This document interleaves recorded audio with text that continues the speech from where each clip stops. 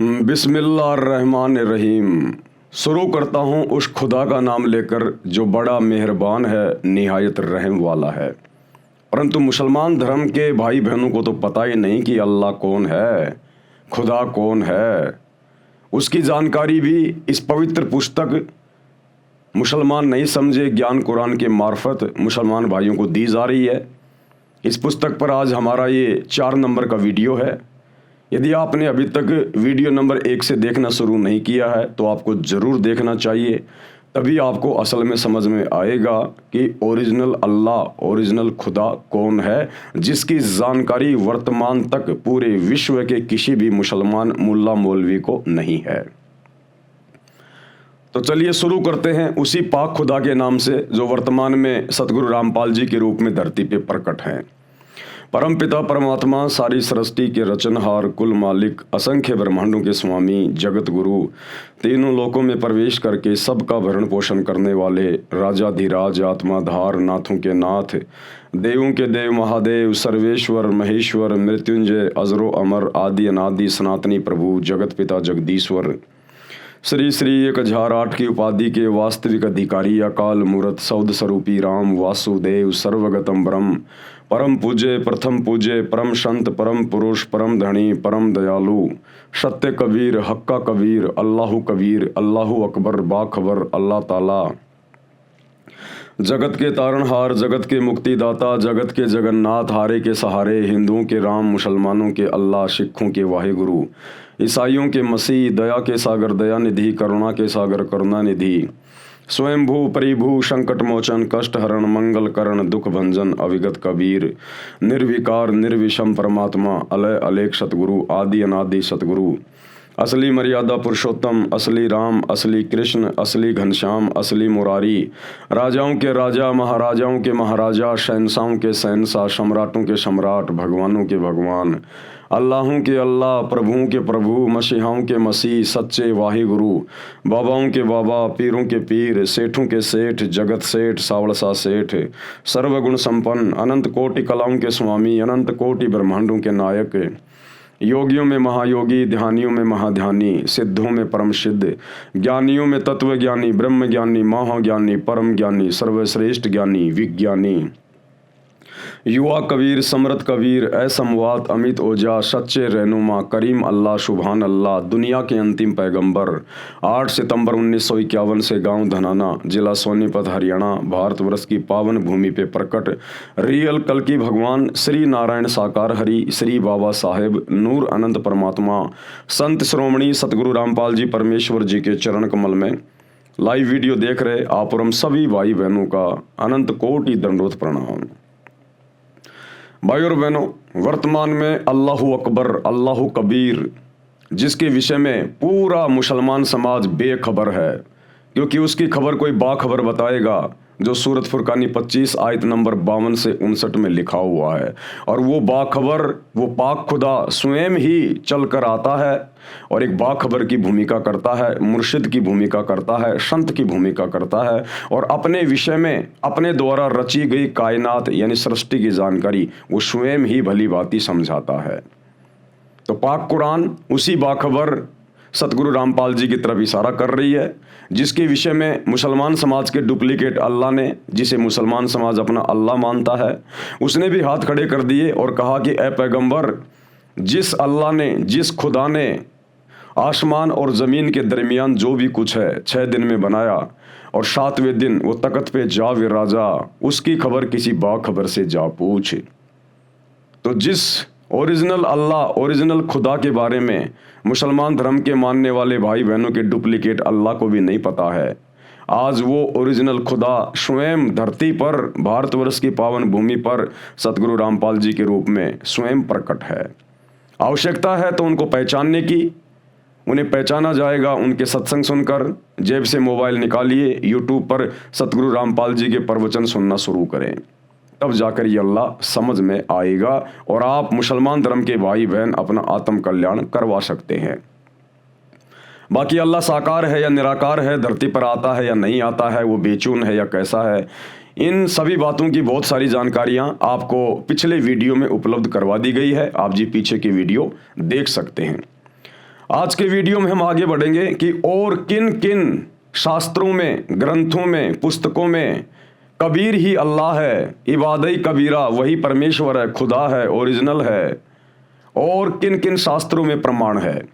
तो आज पूज्य गुरुदेव भगवान सतगुरु रामपाल जी ये अल्लाह कबीर अपने कर कमल से इस पवित्र पुस्तक मुसलमान नहीं समझे ज्ञान कुरान इसकी रचना करके और हमें सच्चाई से रूबरू करवा रहे हैं। शास्त्रों में परमात्मा यानी अल्लाह का जिक्र सूक्ष्म वेद में कहा है कि सूक्ष्म वेद क्या है? आम समाज में केवल 4 वेद माने जाते हैं, ऋग्वेद, यजुर्वेद, सामवेद, अथर्ववेद। परंतु इन सभी 4 वेदों का पिता सूक्ष्म वेद को कहा गया है। सृष्टि की रचना का जो संपूर्ण ज्ञान, परमात्मा प्राप्ति का जो संपूर्ण ज्ञान है वो इन 4 वेदों में नहीं है।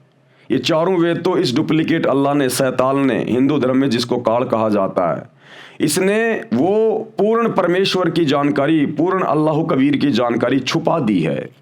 छुपाई क्यों है? उसके पीछे बहुत गहरा एक रीजन है जो आपको सृष्टि रचना से पता चलेगा। इसको एक श्राप लगा हुआ है उसके कारण, ताकि किसी भी आत्मा के पास, किसी भी इंसान के पास उस पूर्ण खुदा अल्लाह कबीर की सही जानकारी ना पहुंच जाए। तो वो 5वां वेद जो सूक्ष्म वेद होता है, स्वयं वो अल्लाह कबीर, ओरिजिनल खुदा, वो परमेश्वर, परमात्मा बाखबर बनकर, मुर्शिद बनकर, संत बनकर धरती पर आता है और अपने मुख कमल से वाणियां बोल बोल के वो सृष्टि का ज्ञान देता है, जो ज्ञान 4 वेदों में नहीं, मुसलमान धर्म की 4 पवित्र पुस्तकों में नहीं, गीता में नहीं, 18 पुराणों में नहीं, कंप्लीट नहीं है, थोड़ी थोड़ी जानकारी है। तो कंप्लीट जानकारी वो परमेश्वर, वो अल्लाह, वो खुदा, वो कबीर भगवान स्वयं ही धरती पर प्रकट होकर और अपने मुख कमल से वाणियां बोलकर हमें बताता है, समझाता है। उनके मुख कमल से बोली गई वाणियों को सच्चिदानंद घन ब्रह्म की वाणी कहा जाता है, कलाम ए कबीर कहा जाता है, कबीर वाणी कहा जाता है। और फिर आगे चलकर उसका एक संग्रह कर लिया जाता है जिसको कबीर सागर का नाम दिया गया। 350 साल पहले आदरणीय गरीबदास जी ने उसी परमेश्वर के विषय में 24,000 तमाम वाणियां लिखी हैं, जो आज एक अमर ग्रंथ के रूप में हमारे पास में उपलब्ध है। तो 5वां वेद सूक्ष्म वेद, जिसमें सूक्ष्म जानकारी है, जो जानकारी हिंदुओं के 4 वेदों में नहीं, मुसलमानों की 4 पुस्तकों में नहीं, ईसाइयों की बाइबल में नहीं, सिखों के गुरु ग्रंथ साहिब में नहीं, वो जानकारी वो अल्लाह कबीर स्वयं धरती पर प्रकट होकर अपनी वाणियां बोल के देता है, जिसको सूक्ष्म वेद कहा जाता है। तो सूक्ष्म वेद में क्या कहा गया है? वही मोहम्मद, वही महादेव, वही आदम, वही ब्रह्मा, दास गरीब दूसरा कोई नहीं, देख आपने घर मां। क्या कहा गया है? वही मोहम्मद, वही महादेव। कि ये हिंदू मुसलमान आपस में शैतान की प्रेरणा से, काल की प्रेरणा से धर्मों में बंटकर अपने अपने धर्म को, अपनी अपनी भक्ति को सर्वश्रेष्ठ मानकर उलझे हुए हैं। लेकिन सूक्ष्म वेद में अल्लाह कबीर ने कंप्लीट जानकारी दी है और कहा है कि लड़ो मत, झगड़ो मत। यहाँ की 21 ब्रह्मांड की सृष्टि जो शैतान चला रहा है, ये डुप्लीकेट अल्लाह चला रहा है, जिसने गीता जी का ज्ञान महाभारत के युद्ध के दौरान श्री कृष्ण में प्रवेश करके अर्जुन को दिया, और उधर हजरत मोहम्मद के ऊपर जिसने कुरान शरीफ की आयतें नाजिल की, ये एक ही है। इसको चाहे डुप्लीकेट अल्लाह कहो, चाहे शैतान कहो, चाहे काल कहो, चाहे इसको क्षर ब्रह्म कहो, ज्योति निरंजन कहो, ये एक ही शक्ति है जो अपने आप में यहाँ पर अल्लाह यानी भगवान बन के बैठा हुआ है। तो सूक्ष्म वेद में कहा है कि वही मोहम्मद, वही महादेव, यानी मुसलमान धर्म में हजरत मोहम्मद जी शंकर जी के अवतार हैं, शंकर जी के गण हैं, उनके शंकर लोक से आई हुई एक आत्मा है। तो शंकर कहिए चाहे हजरत मोहम्मद कहिए, बात एक ही है, ये आत्मा शंकर जी के लोक से आई हुई है। वही मोहम्मद, वही महादेव, और वही आदम, वही ब्रह्मा। और मुसलमान धर्म के लोग जिसे अपना प्रथम पुरुष मानते हैं, बाबा आदम, ये बाबा आदम ब्रह्मा जी के लोक से आई हुई आत्मा है, ये ब्रह्मा जी का गण है, ब्रह्मा जी का गण है।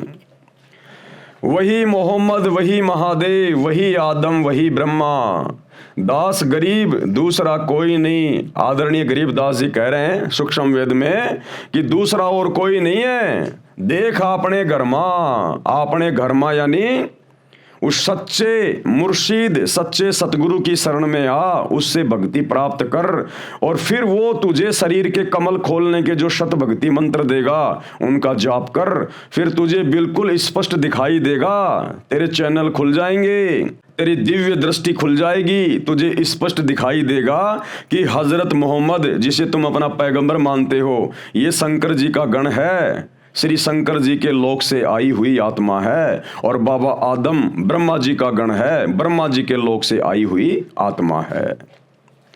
भावार्थ, मुसलमान धर्म के प्रवर्तक हजरत मोहम्मद जी भगवान शिव के लोक से आए, पुण्यकर्मी आत्मा थे जो परंपरागत साधना ही एक गुफा में बैठकर किया करते थे।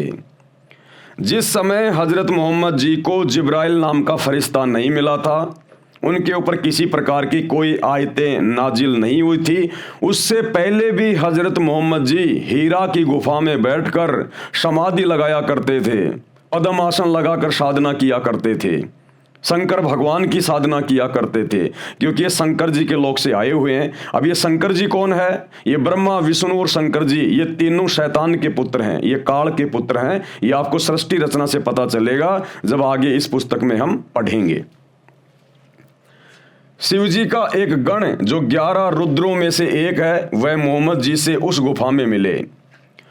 उन्हीं की भाषा अरबी भाषा में काल प्रभु अर्थात ब्रह्म का संदेश सुनाया। उसी रुद्र को मुसलमान जिब्राइल फरिश्ता कहते हैं। मुसलमान धर्म के लोग जिस जिब्राइल को फरिश्ता कहते हैं कि हमारे पैगंबर को जिब्राइल आके मिला था, वो जिब्राइल शंकर जी के 11 रुद्रों में से एक था, जिसने शैतान का फरमान सुनाया, इस काल ब्रह्म का उसको फरमान सुनाया, जो नेक फरिश्ता माना जाता है। हजरत आदम, अभी हजरत आदम जी कौन थे? यानी मोहम्मद जी का तो हो गया क्लियर कि वही मोहम्मद, वही महादेव और वही आदम, वही ब्रह्मा। हजरत आदम पुराणों में तथा जैन धर्म के ग्रंथों में प्रसंग आता है जो इस प्रकार है। ऋषभ देव जी राजा नाभिराज के पुत्र थे। नाभिराज जी अयोध्या के राजा थे। ऋषभ देव जी के 100 पुत्र तथा एक पुत्री थी। ये सतयुग की बातें हैं।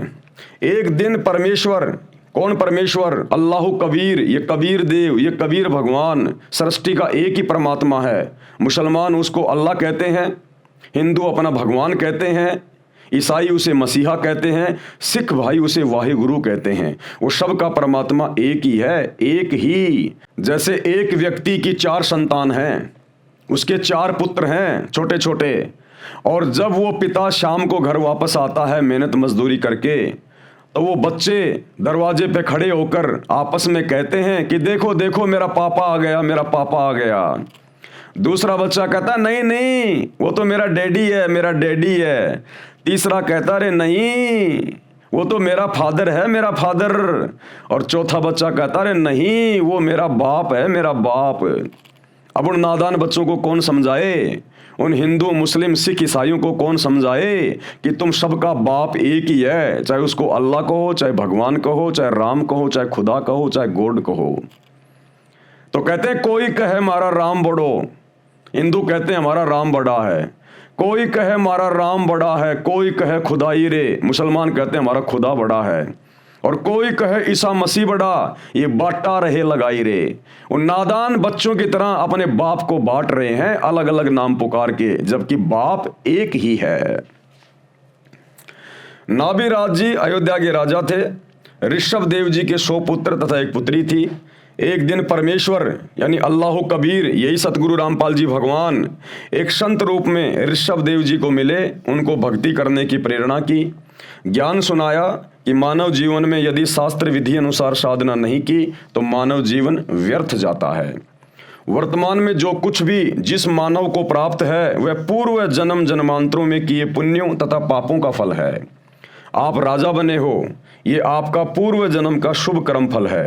यदि वर्तमान में भक्ति नहीं करोगे तो आप भक्ति शक्तिहीन तथा पुण्यहीन होकर नरक में गिरोगे तथा फिर अन्य प्राणियों के शरीरों में कष्ट उठाओगे।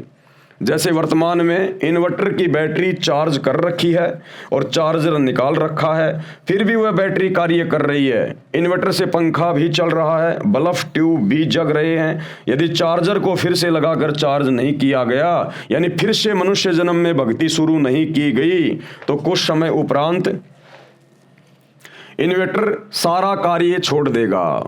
न पंखा चलेगा, न बल्ब, न ट्यूब जगेगी। इसी प्रकार मानव शरीर एक इन्वर्टर है, शास्त्र अनुकूल भक्ति चार्जर है। परमात्मा की शक्ति से मानव फिर से चार्ज हो जाता है, अर्थात भक्ति की शक्ति का धनी तथा पुण्यवान हो जाता है। यानी कबीर परमेश्वर जी ने ऋषभ देव जी को जाकर बताया, समझाया कि हे राजन, क्योंकि वो परमात्मा की पिछले जन्म जन्मांतरों की अच्छी आत्मा थी और ऐसी आत्माओं को ये कबीर परमात्मा मुर्शिद रूप में, संत रूप में, जिंदा बाबा के रूप में, संत रूप में मिलता ही रहता है। तो कबीर परमेश्वर जी ने कहा कि हे राजन, आप वर्तमान में राजा हैं, लेकिन वर्तमान में आप शास्त्रों के अनुसार सत भक्ति नहीं कर रहे हैं। जैसे वर्तमान में पूरा मुसलमान समाज भ्रमित है, शास्त्रों के अनुसार भक्ति नहीं कर रहा। पूरा हिंदू समाज भ्रमित है, ईसाई समाज भ्रमित है, जैन समाज भ्रमित है कि आप शास्त्रों के अनुसार सत भक्ति नहीं कर रहे। और वर्तमान में आप जो राजा बन के बैठे हो ना, ये तो आपके पिछले मनुष्य जन्म की भक्ति का प्रतिफल है। और वर्तमान में यदि आपने भक्ति रूपी चार्जर नहीं लगाया, सत भक्ति सच्चे सतगुरु की शरण में आकर शुरू नहीं की, तो अगले जन्म में नरक में जाओगे। 84 लाख योनियों में शैतान के द्वारा, इस काल के द्वारा भेज दिए जाओगे। ये ज्ञान उस ऋषि रूप में प्रकट परमात्मा के श्री मुख कमल से सुनकर ऋषभ देव जी ने भक्ति करने का पक्का मन बना लिया। ऋषभ देव जी ने ऋषि जी का नाम जानना चाहा, तो ऋषि जी ने अपना नाम कबीर देव बताया। कबीर वेदों में परमेश्वर को कहा जाता है कबीर देव, हम कह देते हैं कबीर भगवान, कबीर साहिब, अल्लाह कबीर। और ये भी कहा कि मैं स्वयं पूर्ण परमात्मा हूँ। चारों वेदों में जो कबीर देव लिखा है वह मैं हूँ, मेरा यही नाम है, मैं ही परम अक्षर ब्रह्म हूँ, यानी सबसे ऊपर वाला भगवान हूँ। सूक्ष्म वेद में लिखा है ऋषभ देव के आइया कबीर नामे करतार, यानी वो कबीर देव, वो कबीर भगवान अल्लाह कबीर ऋषभ देव के पास भी गए थे और 9 योगेश्वर को समझाया, जनक विदे उद्धार। और त्रेता युग में 9 योगेश्वरों को भी परमेश्वर ने ज्ञान दिया और श्री रामचंद्र जी के ससुर यानी श्री जनक जी जो सीता जी के मुंह बोले पिता थे, उनको भी परमेश्वर मिले और ज्ञान समझाया। भावार्थ, ऋषभ देव जी को कबीर नाम से परमात्मा मिले, उनको भक्ति की प्रेरणा की। उसी परमात्मा ने 9 योगेश्वरों तथा राजा जनक को समझाकर उनके उद्धार के लिए भक्ति करने की प्रेरणा की। ऋषभ देव जी को ये बात रास नहीं आई कि ये ऋषि ही कबीर देव है, जो वेदों में सबका उत्पत्ति करता कबीर देव लिखा है। अब भाइयों और बहनों, यही सबसे बड़ी बिजली गिरी हुई है। अब भगवान आएगा, कबीर अल्लाह आएगा, खुदा आएगा, तो कोई सींग लगा के थोड़ी आएगा, पूंछ लगा के थोड़ी आएगा। हिंदू श्री रामचंद्र जी को भगवान मानते हैं, परमात्मा मानते हैं, तो क्या श्री रामचंद्र जी सींग लगा के आए थे, पूंछ लगा के आए थे? द्वापर में श्री कृष्ण जी आए, हिंदू उसे अपना भगवान कहते हैं, क्या वो नाक पे सींग लगा के आया था, पूंछ लगा के आया था? मुसलमान धर्म का कोई भी पीर पैगंबर बाबा आदम से लेकर हजरत मोहम्मद तक क्या कोई सींग लगा के आए थे? अन्य कोई आडंबर या पाखंड करके आए थे? अरे परमात्मा है जिसने सबको पैदा किया है, जिसने पूरी सृष्टि रचाई है, ये पृथ्वी जिसने बनाई है, उस परमेश्वर को क्या डर है यहां पर आने में? लेकिन जब वो परमात्मा यहां आता है आप और हमें समझाने के लिए, क्योंकि परमात्मा क्यों आएगा, खुदा क्यों आएगा? आप और हमें समझाने के लिए आएगा, हमें ज्ञान देने के लिए आएगा, क्योंकि हम सभी आत्माएं भटकी हुई हैं। हम इस शैतान के चक्कर में, इस काल के चक्कर में अपने सुखमय स्थान, उस 7वें आसमान वाले स्थान जन्नत ओरिजिनल सतलोक को छोड़ के आ गए। यहाँ पर इस शैतान ने हमारे को भ्रमित किया, वहाँ पर हमारे को परमेश्वर से, अल्लाह कबीर से दूर किया। तो गुरुदेव भगवान, वो कबीर परमात्मा हमारी उन तमाम गलतियों को माफ करते हुए हमें वहाँ फिर ले जाने के लिए आते हैं और यहाँ तरह तरह के रूप धारण करके हमें सच्चा ज्ञान देते हैं, शास्त्रों के अनुसार ज्ञान देकर, प्रमाण देकर समझाने का प्रयास करते हैं।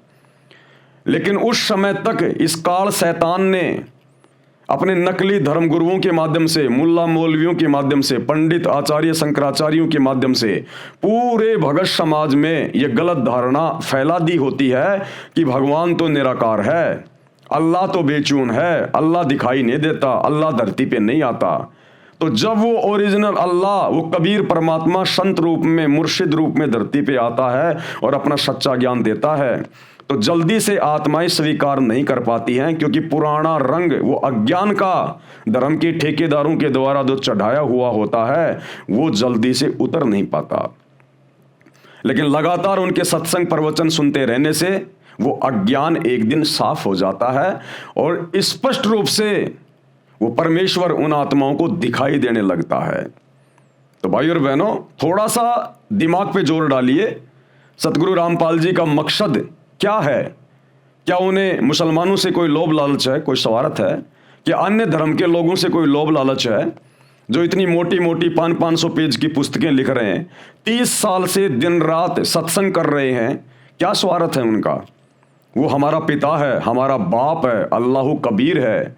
वो अपनी आत्माओं के लिए ये प्रयास कर रहा है, क्योंकि उसे स्पष्ट दिखाई देता है ये मनुष्य जन्म केवल भक्ति के लिए मिलता है, उसी अल्लाह कबीर की रजा से मिला है। अन्यथा ये शैतान, ये काल हमें 84 लाख योनियों से बाहर नहीं निकलने दे। लेकिन उस अल्लाह कबीर सच्चे खुदा की रहमत से हमें 84 लाख योनियां भोगने के बाद एक मनुष्य शरीर मिलता है। ये चाहे मुसलमान हो, चाहे हिंदू हो, चाहे सिख हो, चाहे ईसाई हो, पूरी दुनिया में 4000 के आसपास धर्म है। हर धर्म के व्यक्ति एक ही प्रोसीजर से माँ के पेट से गंदगी में लिपट के बाहर आते हैं। वो अल्लाह कबीर, वो परमात्मा किसी को हिंदू मुसलमान बना के नहीं भेजता। इस शैतान ने हमें बांटा हुआ है ताकि हम उस सच्चे परवरदिगार की पहचान ना कर लें जब वो धरती पर आकर ज्ञान देता है। तो थोड़ा सा दिमाग पर जोर डालिए, सतगुरु रामपाल जी के प्रवचन घर बैठे मोबाइल पर, यूट्यूब पर सुनना शुरू कीजिएगा एक बार। ये बात रास नहीं आई कि ये ऋषि ही कबीर देव है, जो वेदों में सबका उत्पत्ति करता कबीर देव लिखा है, परंतु भक्ति करने का दृढ़ मन बना लिया। एक तपस्वी ऋषि से दीक्षा लेकर ओम नाम का जाप तथा हठ योग किया। ऋषभ देव जी का बड़ा पुत्र भरत था, भरत का पुत्र मारीची था। ऋषभ देव जी ने पहले 1 वर्ष तक निराहार यानी भूखा रहकर तप किया, जो शास्त्रों के विरुद्ध था। किसी भी शास्त्र में रोजे करने का, व्रत करने का कहीं नहीं लिखा हुआ। ये केवल मनमाना आचरण है, मनमाना आचरण। फिर 1000 वर्ष तक घोर तप किया। ये तप करना भी किसी भी धर्म की पवित्र पुस्तकों में नहीं लिखा हुआ है, नकली धर्म गुरुओं के द्वारा काल प्रेरणा से, शैतान की प्रेरणा से। क्योंकि शैतान का, इस काल का तो एक ही काम है कि हम उल्टी साधना में लगे रहें और अपने कर्म फोड़ते रहें, अपना ये अनमोल मनुष्य शरीर और ये समासें बर्बाद करते रहें। तपस्या समाप्त करके अपने पुत्र अर्थात भरत के पुत्र मारीची को प्रथम धर्म उपदेशना यानी दीक्षा दी। ये मारीची वाली आत्मा 24वें तीर्थ कर महावीर जैन जी हुए थे। ऋषभ देव जी ने जैन धर्म नहीं चलाया, ये तो श्री महावीर जैन जी से चला है। वैसे श्री महावीर जी ने भी किसी धर्म की स्थापना नहीं की थी, केवल अपने अनुभव को अपने अनुयायियों को बताया था। जिस प्रकार श्री हजरत मोहम्मद जी ने कोई मुसलमान धर्म नहीं चलाया, कोई इस्लाम धर्म नहीं चलाया, उन्होंने केवल एक पंथ चलाया था जिस पंथ में बुराइयां नहीं थी, मांस नहीं खाया जाता था, शराब नहीं पी जाती थी, ब्याज नहीं लिया जाता था, चोरी नहीं की जाती थी, केवल एक परमात्मा की पूजा की जाती थी, जैसा भी उनको ज्ञान था। तो हजरत मोहम्मद ने कोई धर्म नहीं चलाया था, केवल एक पंथ चलाया था। लेकिन आगे चलकर शैतान ने इसको एक धर्म का रूप दे दिया। ऋषभ देव जी ओम नाम का जाप यानी ओंकार बोलकर करते थे, क्योंकि वेदों में और गीता में केवल एक ही मंत्र है ओम, और कोई मंत्र नहीं है जाप करने का चारों वेदों में और गीता में। और ये ओम मंत्र केवल शैतान का है, इस काल का है। शैतान की गोद में ही जाएंगे ओम मंत्र का जाप करके भी। हाँ, ये है, अगर वेदों अनुसार, गीता अनुसार अगर इस ओम नाम का जाप करेंगे और इसकी मर्यादा में रहेंगे तो ब्रह्मा विष्णु महेश की भक्ति से ज्यादा समय तक हम लोग जन्नत में रह सकते हैं, स्वर्ग में रह सकते हैं। और जिस दिन हमारी भक्ति समाप्त होगी उस दिन ये काल हमें उठाकर 84 लाख योनियों में गधा कुत्ता बनाने के लिए छोड़ देता है, नरक में डाल देता है। जिस प्रकार भाई और बहनों ये जन्नत क्या है, ये स्वर्ग क्या है, जहाँ जाने के लिए मुसलमान धर्म के भाई बहन हम जन्नत में जाएंगे, जन्नत में जाएंगे। हिंदू कहते हैं हम स्वर्ग में जाएंगे, स्वर्ग में जाएंगे। माता पिता दादा दादी के मरने के बाद उसमें लिख देते हैं हमारे स्वर्गवासी दादाजी, और पूरी जिंदगी उसने वो काम किए जो नरक में जाने वाले हैं। तो क्या है ये जन्नत, क्या है ये स्वर्ग? गुरुदेव भगवान ने समझाया, जैसे कोई धनी व्यक्ति और साल भर अपने क्षेत्र में कार्य करता है, नौकरी करता है, थोड़े बहुत पैसे जमा करता है, फिर गर्मी के दिनों में वो अपने बच्चों को लेकर शिमला, ऊटी, मनाली इधर छुट्टियां मनाने चला जाता महीने 2 महीने के लिए। वहाँ जाकर एक होटल को किराए पे ले लेता है और वहाँ पर पैसे जमा करवाता है। एक होटल किराए पे ले लिया और जितने भी दिन वो वहाँ रहेंगे कोई काम नहीं करेंगे, केवल सारा दिन घूमना फिरना, मौज मस्ती करना, होटल में खाना पीना, लेकिन पैसे उसी के खर्च हो रहे हैं। और जब उसके पैसे खर्च हो जाएंगे, होटल वाला बोलेगा भैया या तो पैसे जमा करो या फिर अपना बोरिया बिस्तर यहाँ से उठाओ। अगर और पैसे हैं तो जमा करवा देगा और थोड़े दिन रह लेगा, अन्यथा उसके बाद फिर वापस अपने उसी वो कर्म क्षेत्र में आ जाता है। बच्चे घर पे बैठ जाएंगे, वो अपनी नौकरी पे जाएगा। इसी प्रकार ये स्वर्ग और ये जन्नत है, ये पृथ्वी लोक। यहाँ पर हम जैसे भी भक्ति करेंगे, साधना करेंगे, दान पुण्य करेंगे, धर्म कर्म करेंगे, जितनी भी हमारी भक्ति बनती है, हमारे दान पुण्य बनते हैं, तो वो भक्ति धन लेकर ये शरीर छोड़ने के बाद हम ऊपर जाते हैं धर्मराज के दरबार में, और वहाँ धर्मराज हमारा अकाउंट करेगा, किसने कैसी भक्ति की, कितनी भक्ति की, किसके पास में कितना भक्ति धन है। क्योंकि यहाँ का धन हम ऊपर लेकर नहीं जा सकते और ना यहाँ का धन ऊपर चलता है। जब पाकिस्तान का पैसा हिंदुस्तान में नहीं चलता, हिंदुस्तान का पैसा अमेरिका में नहीं चलता, तो यहाँ का पैसा वहाँ ऊपर कैसे चलेगा? वहाँ तो भक्ति धन चलेगा। परमात्मा कहते हैं कबीरा सब जग निर्धना धनवंता ना कोई, और धनवंता सो जानिए जिसके पास शत भक्ति रूपी धन होए। और ये शत भक्ति रूपी धन जमा होता है केवल सतगुरु की शरण में आकर भक्ति करने से।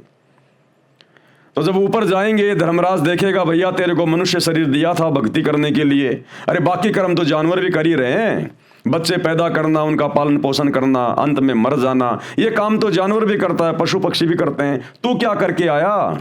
क्या वही जानवर वाले कर्म करके आया, या तेरे को जो ये मनुष्य शरीर दिया था भक्ति करने के लिए, सच्चे खुदा की सच्ची इबादत करने के लिए, कुछ की या नहीं की? तो वहां जाकर ये नीची गर्दन कर देता है, मुझे तो पता ही नहीं था कौन अल्लाह था, कौन भगवान था, कौन परमात्मा था। मैं तो वही पत्थरों की, मज़ारों की, मस्जिदों की, मंदिरों की, देवी देवताओं की पूजा में लगा रहा। तो जैसा भी काल तक की साधना करके थोड़ा बहुत भक्ति धनी लेके जाता है, उस आधार से सबसे पहले इसको जन्नत में भेजा जाता है, स्वर्ग में भेजा जाता है कि भैया तेरी इतनी भक्ति है और 20 साल या 100 साल तू जन्नत में रहेगा।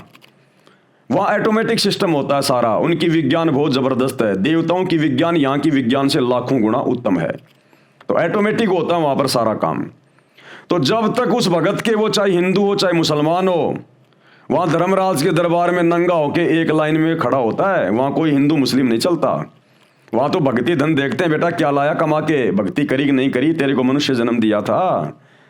तो जितनी उसकी भक्ति होती है उसको ऊपर जन्नत में स्वर्ग में भेज दिया जाता है। साल 2 साल 10 साल 20 साल 50 साल जिसकी जैसी भक्ति है, यानी होटल में जो जितने समय तक रुकना चाहेगा उतना पैसा जमा कराना पड़ेगा। तो जब उसका ऊपर का समय पूरा हो जाएगा, उसकी भक्ति कमाई नष्ट हो जाएगी, फिर उसको नीचे पटका जाएगा नरक में। क्यों? क्योंकि उसके पाप कर्म भी उसके साथ होते हैं। अब यहाँ भक्ति आदमी करता है कम, पाप करता है ज़्यादा। ये बकरे काटना, मुर्गे काटना, शराब पीना, चोरी करना, डकैती करना, रिश्वत लेना, मिलावट करना, झूठ बोलना, ब्याज लेना, ये पाप कर्म है। इन पाप कर्मों के बदले फिर हमारे को नरक में ठोका जाता है कि बेटा अब थोड़ा सा नरक का भी स्वाद ले ले। लाखों साल तक ये नरक में रहता है क्योंकि पाप कर्म ज्यादा होते हैं। नरक का समय जब पूरा हो जाएगा फिर इसको 84 लाख योनियों में डाला जाता है, चाहे हिंदू हो, चाहे मुसलमान हो, सिख हो, जैन हो, ईसाई हो, कोई भी हो। वहाँ केवल एक आत्मा देखी जाती है। फिर 84 लाख योनियों में डाला जाता है, इसको गधा कुत्ता सुअर बनाया जाता है। उतनी बार वो मुर्गा बनेगा, बकरा बनेगा, जितनी बार उसने, जब वो इंसान था उसने बकरे काटे, मुर्गे काटे। तुमने उस दरगाह का महल नहीं देखा, धर्मराज के तिल तिल का लेखा। उसने जितने बकरे काटे, मुर्गे काटे ना, अब वो 84 लाख योनियों में आएगा फिर अपना कर्म भोगने के लिए, और उतनी बार वो मुर्गा बनेगा जब उसने मनुष्य शरीर में मुर्गे काटे थे, लाख काटे थे, 20,000 काटे थे, 10,000 काटे थे, उतनी बार बारंबार उसको मुर्गा बनना पड़ेगा, बकरा बनना पड़ेगा, गाय बनना पड़ेगा, और उसको अपनी गर्दन कटवानी पड़ेगी, अपनी गर्दन। उसके बाद फिर अन्य योनियों में 84 लाख योनियां हैं जिनमें हजारों हजारों साल की भी उम्र होती है। सांप है, ये बिच्छू है, तो इतना दुख उठाएगा फिर ये बिना सत भक्ति के। ये मंदिर पूजते पूजते, ये मस्जिदें पूजते पूजते, ये चर्च और गुरुद्वारे पूजते पूजते, क्योंकि ये सत भक्ति नहीं है, ये शास्त्रों के अनुसार भक्ति नहीं है। पत्थर पूजे हरी मिले तो मैं पूजूं पहाड़, इससे तो चाकी भली जो पीस खाए संसार। तो वो सच्ची भक्ति देने के लिए, जिस भक्ति को अपनाने के बाद ना मुसलमान कभी नरक में जाएगा, ना 84 लाख योनियों में जाएगा, ना हिंदू ये कष्ट उठाएगा, और 7वां आसमान जिसे मुसलमान कहते हैं लेकिन जानते नहीं, वो सतलोक है, उस अल्लाह कबीर का धाम, लोक, सचखंड, जिसको नानक जी ने सचखंड कहा है, जहां जाने के बाद कभी हमारी मृत्यु नहीं होती, कभी वहां पर हम बूढ़े नहीं होते, कोई काम नहीं करना पड़ता, ना वहां गधा कुत्ता बनना पड़ता, केवल सुख ही सुख है, ठाट बाट है, ऐसा ही शरीर है, ऐसा ही हमारा परिवार है, ऐसी मौज मस्ती है। लेकिन वो मिलेगा सच्चे कबीर की सच्ची इबादत करने से, और वो सच्चा कबीर, इबादत कबीरा, वर्तमान में सतगुरु रामपाल जी के रूप में वही भक्ति देकर हमें सदा सदा के लिए सुखी करने के लिए धरती पर संत रूप में, मुर्शिद रूप में प्रकट है। तो इनकी शरण में आना पड़ेगा, अन्यथा भाई साहब बहुत भयंकर बनेगी। चाहे हिंदू हो चाहे मुसलमान हो, उस परमात्मा के घर में हिंदू मुसलमान नहीं चलता, मंदिर मस्जिद नहीं चलती। अरे हजरत मोहम्मद जी ने कौन सी दिन मस्जिद में जा जाके पूजाएं की थी? श्री राम श्री कृष्ण ने कौन से दिन मंदिरों में जा जाके पूजा की थी? ये तो वर्तमान के पेट भर नकली अज्ञानी मुल्ला मौलवी धर्म गुरुओं ने, आचार्य शंकराचार्यों ने समाज को भ्रमित कर रखा है। तो भाई और बहनों, शास्त्रों के अनुसार भक्ति करोगे तब हमारे को सदगति मिलेगी, आत्मा का कल्याण होगा, वो चाहे हिंदू की हो चाहे मुसलमान की हो। और वो सतभक्ति वर्तमान में केवल अल्लाह कबीर सतगुरु रामपाल जी के पास है। ऋषभ देव जी ओम नाम का जाप ओंकार बोलकर करते थे, उसी को वर्तमान में अपभ्रंश करके अणोकार मंत्र जैनी कहते हैं, इसी का जाप करते हैं। इसको ओमकार तथा ओम भी कहते हैं। हम अपने मुख्य पॉइंट पे आते हैं। जैन धर्म ग्रंथ में तथा जैन धर्म के अनुयायियों द्वारा लिखित पुस्तक आओ जैन धर्म को जाने, उसमें लिखा है कि ऋषभ देव जी, जैनी उन्हीं को आदिनाथ कहते हैं। जैन धर्म के लोग जो आदिनाथ कहते हैं ना, वो ऋषभ देव जी को कहते हैं। तो वो ऋषभ देव जी वाली आत्मा कौन थी? वो ऋषभ देव की आत्मा ही बाबा आदम की आत्मा थी। वो उससे पहले बाबा आदम के शरीर में था वो ऋषभ देव। जैन धर्म ग्रंथ में तथा जैन धर्म के अनुयायियों द्वारा लिखित पुस्तक आओ जैन धर्म को जाने, उसमें लिखा है कि ऋषभ देव जी वाला जीव ही, यानी वही आत्मा बाबा आदम रूप में जन्मा था। वही आत्मा बाबा आदम के रूप में जन्मी थी। मुसलमान धर्म के लोग जिसे अपना प्रथम पुरुष कहते हैं बाबा आदम, वो ऋषभ देव वाली ही आत्मा थी। अब उसी सूक्ष्म वेद की वाणी का सरलार्थ करता हूं। वही मोहम्मद, वही महादेव, चाहे हजरत मोहम्मद कहिए चाहे शंकर जी कहिए, दोनों एक ही हैं। शंकर जी के ही गण थे हजरत मोहम्मद। और वही आदम, वही ब्रह्मा, और बाबा आदम ये ब्रह्मा जी के लोक से आई हुई उनकी आत्मा थी। और दास गरीब दूसरा कोई नहीं, देख आपने घर मां, यानी सच्चे सतगुरु, सच्चे मुर्शिद अल्लाह कबीर सतगुरु रामपाल जी से भक्ति ले लो, उपदेश ले लो, उनके द्वारा बताए गए शत भक्ति मंत्रों का जाप करो, तुम्हें अंदर ही अंदर दिखाई देगा जैसे टीवी चैनल में दिखाई देता है। यानी मैच कहीं पे हो रहा है, लाइव प्रोग्राम कहीं चल रहा है, और हम अपने घर बैठे मोबाइल में देख रहे हैं। इसी प्रकार जब आप सतगुरु रामपाल जी से भक्ति लोगे तो आपकी सिद्धियां ऑन हो जाएंगी। आप लोगों को अपने शरीर में दिखाई देने लगेगा सारा सब कुछ, कौन किसकी आत्मा है, कहां से आया कहां से गया है। बाबा आदम जी श्री ब्रह्मा जी देवता के लोक से आए थे, क्योंकि मानव जन्म में की गई साधना के अनुसार, प्राणी भक्ति अनुसार ऊपर तीनों देवताओं श्री ब्रह्मा जी, श्री विष्णु जी तथा श्री शिव जी के लोकों में बारी बारी जाता है। क्योंकि भाई और बहनों, जब आप सृष्टि रचना पढ़ोगे तो आप लोगों को पता चलेगा कि पूरी सृष्टि की एकमात्र जो परम शक्ति है वो तो है ये कबीर भगवान।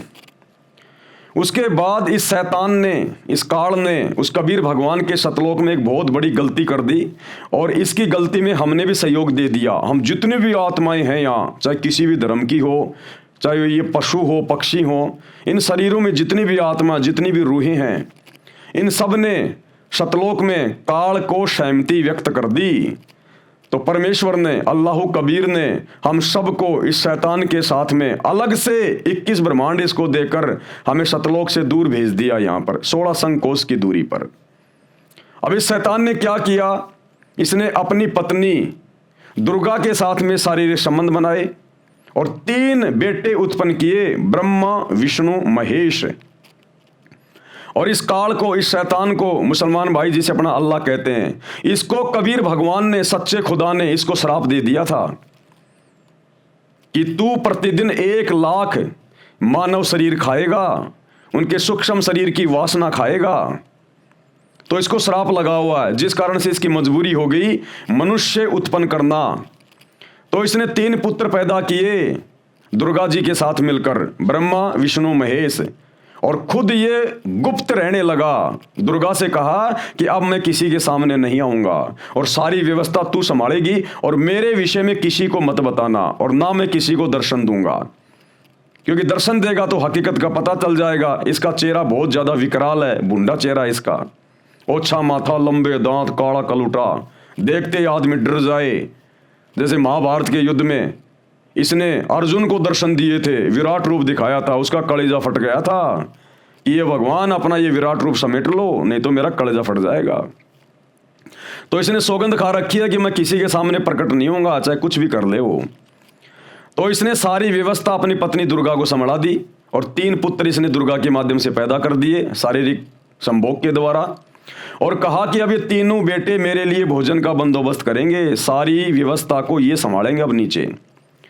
तो ब्रह्मा जी को दे दिया रजोगुण का क्षेत्र। रजोगुण यानी आपस में जो बच्चे पैदा करने की जो उमंग हमारे अंदर जो पैदा होती है ना, उसको कहते हैं रजोगुण।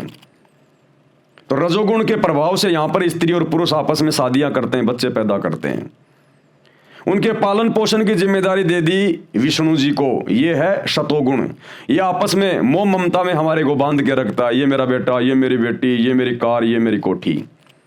और अंत में मारने पीटने की जिम्मेदारी दे दी शंकर जी को कि शंकर बेटा तू इनको किसी भी तरह से, चाहे बीमारी से, चाहे एक्सीडेंट से, चाहे लड़ाई झगड़े से, इनको मार मार के तू मेरे पास में भेज, मुझे प्रतिदिन 1 लाख मुझे खाने पड़ते हैं।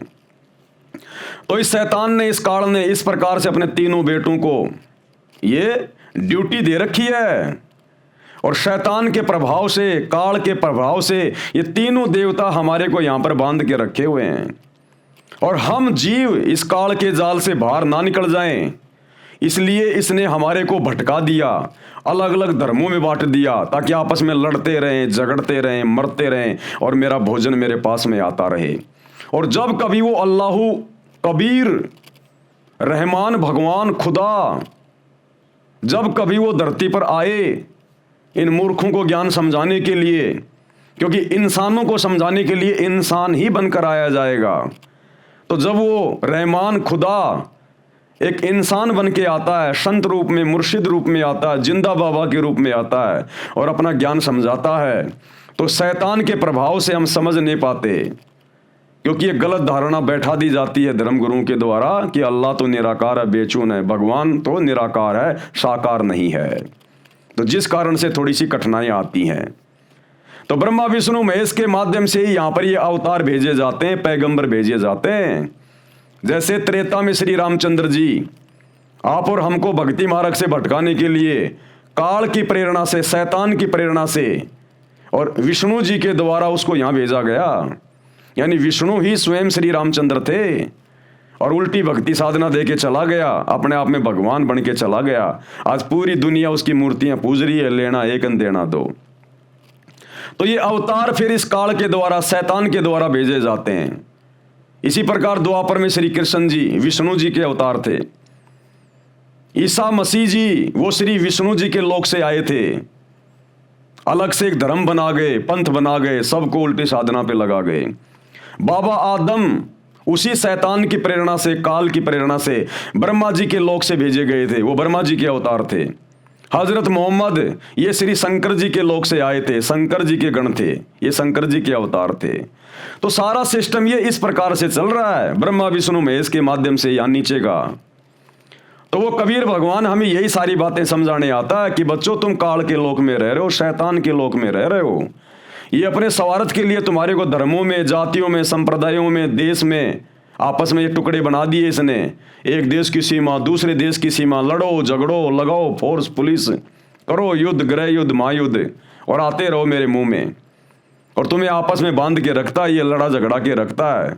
तुम्हें इतना बिजी कर दिया ताकि तुम मेरी बातों को ना सुन सको, और जब मैं कभी धरती पर आऊं तो तुम मेरे से वाद विवाद करो कि भगवान तो निराकार है, तू काहे का भगवान है, तू काहे का परमात्मा है। इसलिए वो कबीर भगवान यहां पर हम इंसानों को समझाने के लिए इंसान की तरह बन के आता है, क्योंकि वो हमारा बाप है, हमारा पिता है, उसको दर्द है, उसको तकलीफ है, शैतान को तकलीफ नहीं है। तो वर्तमान में वो हमारा बाप, सभी धर्मों का बाप, वो अल्लाह, वो पिता, वो खुदा सतगुरु रामपाल जी के रूप में धरती पर प्रकट है। भाई और बहनों, थोड़ा ठंडे दिमाग से विचार करो, नहीं तो एक बार ये शरीर छूट गया ना, फिर ये 84 लाख योनियों में डाल देगा, गधा कुत्ता बना देगा। फिर गधे कुत्ते को नहीं पता कौन अल्लाह, कौन राम है, क्या भक्ति है, क्या भगवान है, कष्ट भोगो फिर। तो सत्संग सुनो, और ये धर्म और जातियों की जंजीरों से जिसमें आप और हमारे को शैतान ने, काल ने जकड़ रखा है, इनको तोड़ो, इससे बाहर निकलो। सतगुरु रामपाल जी ये नहीं कहते कि तुम मेरे से नाम लेके तुम लोग अपना मुसलमान धर्म छोड़ दो, हिंदू धर्म छोड़ दो, नहीं।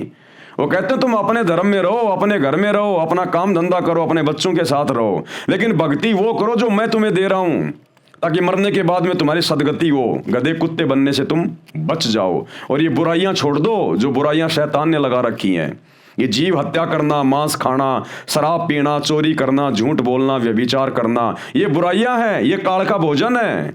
हमारे सूक्ष्म शरीर का यही तो वासना खाता है वो, जो पूरे जीवन में हम उल्टे सीधे कुकर्म करते हैं, खट्टा मीठा आहार करते हैं, मांस खाते हैं, शराब पीते हैं, नशा करते हैं। इस शरीर के अंदर एक सूक्ष्म शरीर है, उसमें ये वासना जमा हो जाती है, उसको मन खाता है। तो शरीर छूटने के बाद में ये ऊपर का जो शरीर है, स्थूल शरीर, हाड़ मांस का, इसको तो यहीं पे जला दिया जाएगा, दफना दिया जाएगा। अंदर इसके सूक्ष्म शरीर है जिसको आत्मा कहते हैं, ये जाएगी ऊपर तपस्या पर, इसको भून के खाएगा वो। आत्मा मरती नहीं है फिर, लेकिन कष्ट बहुत होता है। तो फिर ये वासना निकाल निकाल के खाएगा, फिर धर्मराज के दरबार में भेजेगा, वहां पर फिर देखेगा तेरी भक्ति कितनी है, तेरे को स्वर्ग में, जन्नत में तेरे को कितने दिन रखा जाए, नरक में तेरे को कितने दिन डाला जाए, गधे कुत्ते तेरे को कितनी बार बनाया जाए। फिर यही चक्कर पूरा चलता रहता है शैतान की भक्ति में, काल की भक्ति में।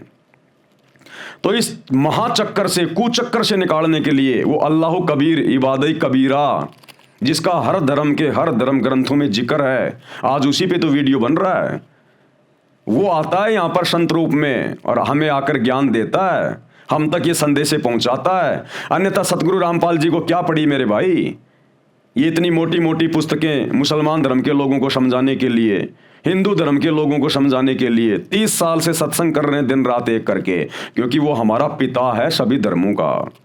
तो भाई और बहनों, विचार करो, थोड़ा सत्संग सुनना शुरू करो, ठंडे दिमाग से सोचो। तो परमात्मा हकीकत बता रहे हैं कि आदम जी कौन थे, मोहम्मद जी कौन थे। बाबा आदम श्री ब्रह्मा जी देवता के लोक से आए थे, क्योंकि मानव जन्म में की गई साधना के अनुसार, प्राणी भक्ति अनुसार ऊपर तीनों देवताओं श्री ब्रह्मा जी, श्री विष्णु जी तथा श्री शिव जी के लोकों में बारी बारी जाता है। अपने पुण्य क्षीण होने पर, यानी खत्म होने पर, दोबारा से पृथ्वी पर संस्कारवश जन्म लेता है। कभी वो हिंदू बनता है, कभी मुसलमान बनता है। जरूरी नहीं है मुसलमान है तो मुसलमान ही बनेगा, स्त्री है तो स्त्री बनेगी, नहीं, वो पुरुष भी बन जाएगा, वो हिजड़ा भी बन जाएगा, कभी स्त्री बनेगा, कभी आदमी बनेगा, कभी मुसलमान धर्म में जन्म लेगा, कभी हिंदू धर्म में जन्म लेगा। आज कोई मुसलमान धर्म में जन्म लेकर कट्टर मुस्लिम बना हुआ है, मरने के बाद 84 लाख योनियां भोगने के बाद फिर हो सकता अपने संस्कारवश वो हिंदू धर्म में जन्म ले लेगा। अब पहले तो मुसलमान धर्म में था, मुस्लिम था, कट्टर था, अब हिंदू धर्म में जन्म लेके जय श्री राम का झंडा उठा के घूम रहा है। तो ये काल हमारे को इस प्रकार से भ्रमित रखता है। अपने पुण्य यानी भक्ति नष्ट होने पर दोबारा से पृथ्वी पर संस्कारवश जन्म लेता है। संत गरीबदास जी गांव छुडानी जिला झज्जर हरियाणा प्रांत वाले को स्वयं ही वही परमात्मा मिले थे, वही कबीर देव, वही कबीर भगवान मिले थे जो ऋषभ देव जी को मिले थे। संत गरीबदास जी ने परमेश्वर के साथ ऊपर जाकर यानी गरीबदास जी की आत्मा को निकालकर कबीर परमात्मा 350 साल पहले अपने सतलोक में लेकर गए थे। उन्हें सतलोक दिखाने के लिए गए थे ताकि वो आत्मा फिर नीचे आकर जो उसने परमात्मा के साथ जाकर ऊपर देखा, उसका लोक देखा, वो सतलोक, वो सचखंड, सातवां आसमान, वो कितना सुंदर है। वहाँ पर कभी मृत्यु नहीं होती। ऐसा ही हमारा परिवार है, आज भी है। हमारे पर्सनल विमान खड़े हैं वहाँ पर, हमारे महल हैं बड़े बड़े, हमारा नूरी शरीर है, कोई काम धंधा नहीं करना पड़ता। तो गरीबदास जी की आत्मा को उनके शरीर से निकालकर कबीर भगवान आप और हमें विश्वास दिलाने के लिए, उनको अपना गवाह बनाने के लिए कि मैं जो धरती पर आकर बता रहा हूं वही सत्य है, तो गरीबदास जी को सब कुछ दिखाया, सारे ब्रह्मांड दिखाए। श्री ब्रह्मा जी का लोक दिखाया, श्री विष्णु जी का लोक दिखाया, शंकर जी का लोक दिखाया, दुर्गा जी का लोक दिखाया, शैतान का लोक दिखाया जहां पर ये बैठा हुआ जीवों को भून भून के खाता है। और फिर सतलोक लेकर गए, पूरा सतलोक दिखाया और उसके बाद उनकी आत्मा को वापस छोड़ा। फिर आदरणीय गरीबदास जी ने 300 साल पहले विश्व की सभी भाषाओं से सम्मिलित सदग्रंथ साहिब की रचना की, जिसको अमर ग्रंथ कहते हैं, जो दुनिया का सबसे बड़ा ग्रंथ है, जिसमें 24,000 वाणियां हैं। गरीबदास जी अनपढ़ थे, वो कभी स्कूल नहीं गए, उनको अक्षर ज्ञान नहीं था, फिर भी उन्होंने पूरे विश्व की भाषाओं के शब्दों का अपने सदग्रंथ में समावेश किया है।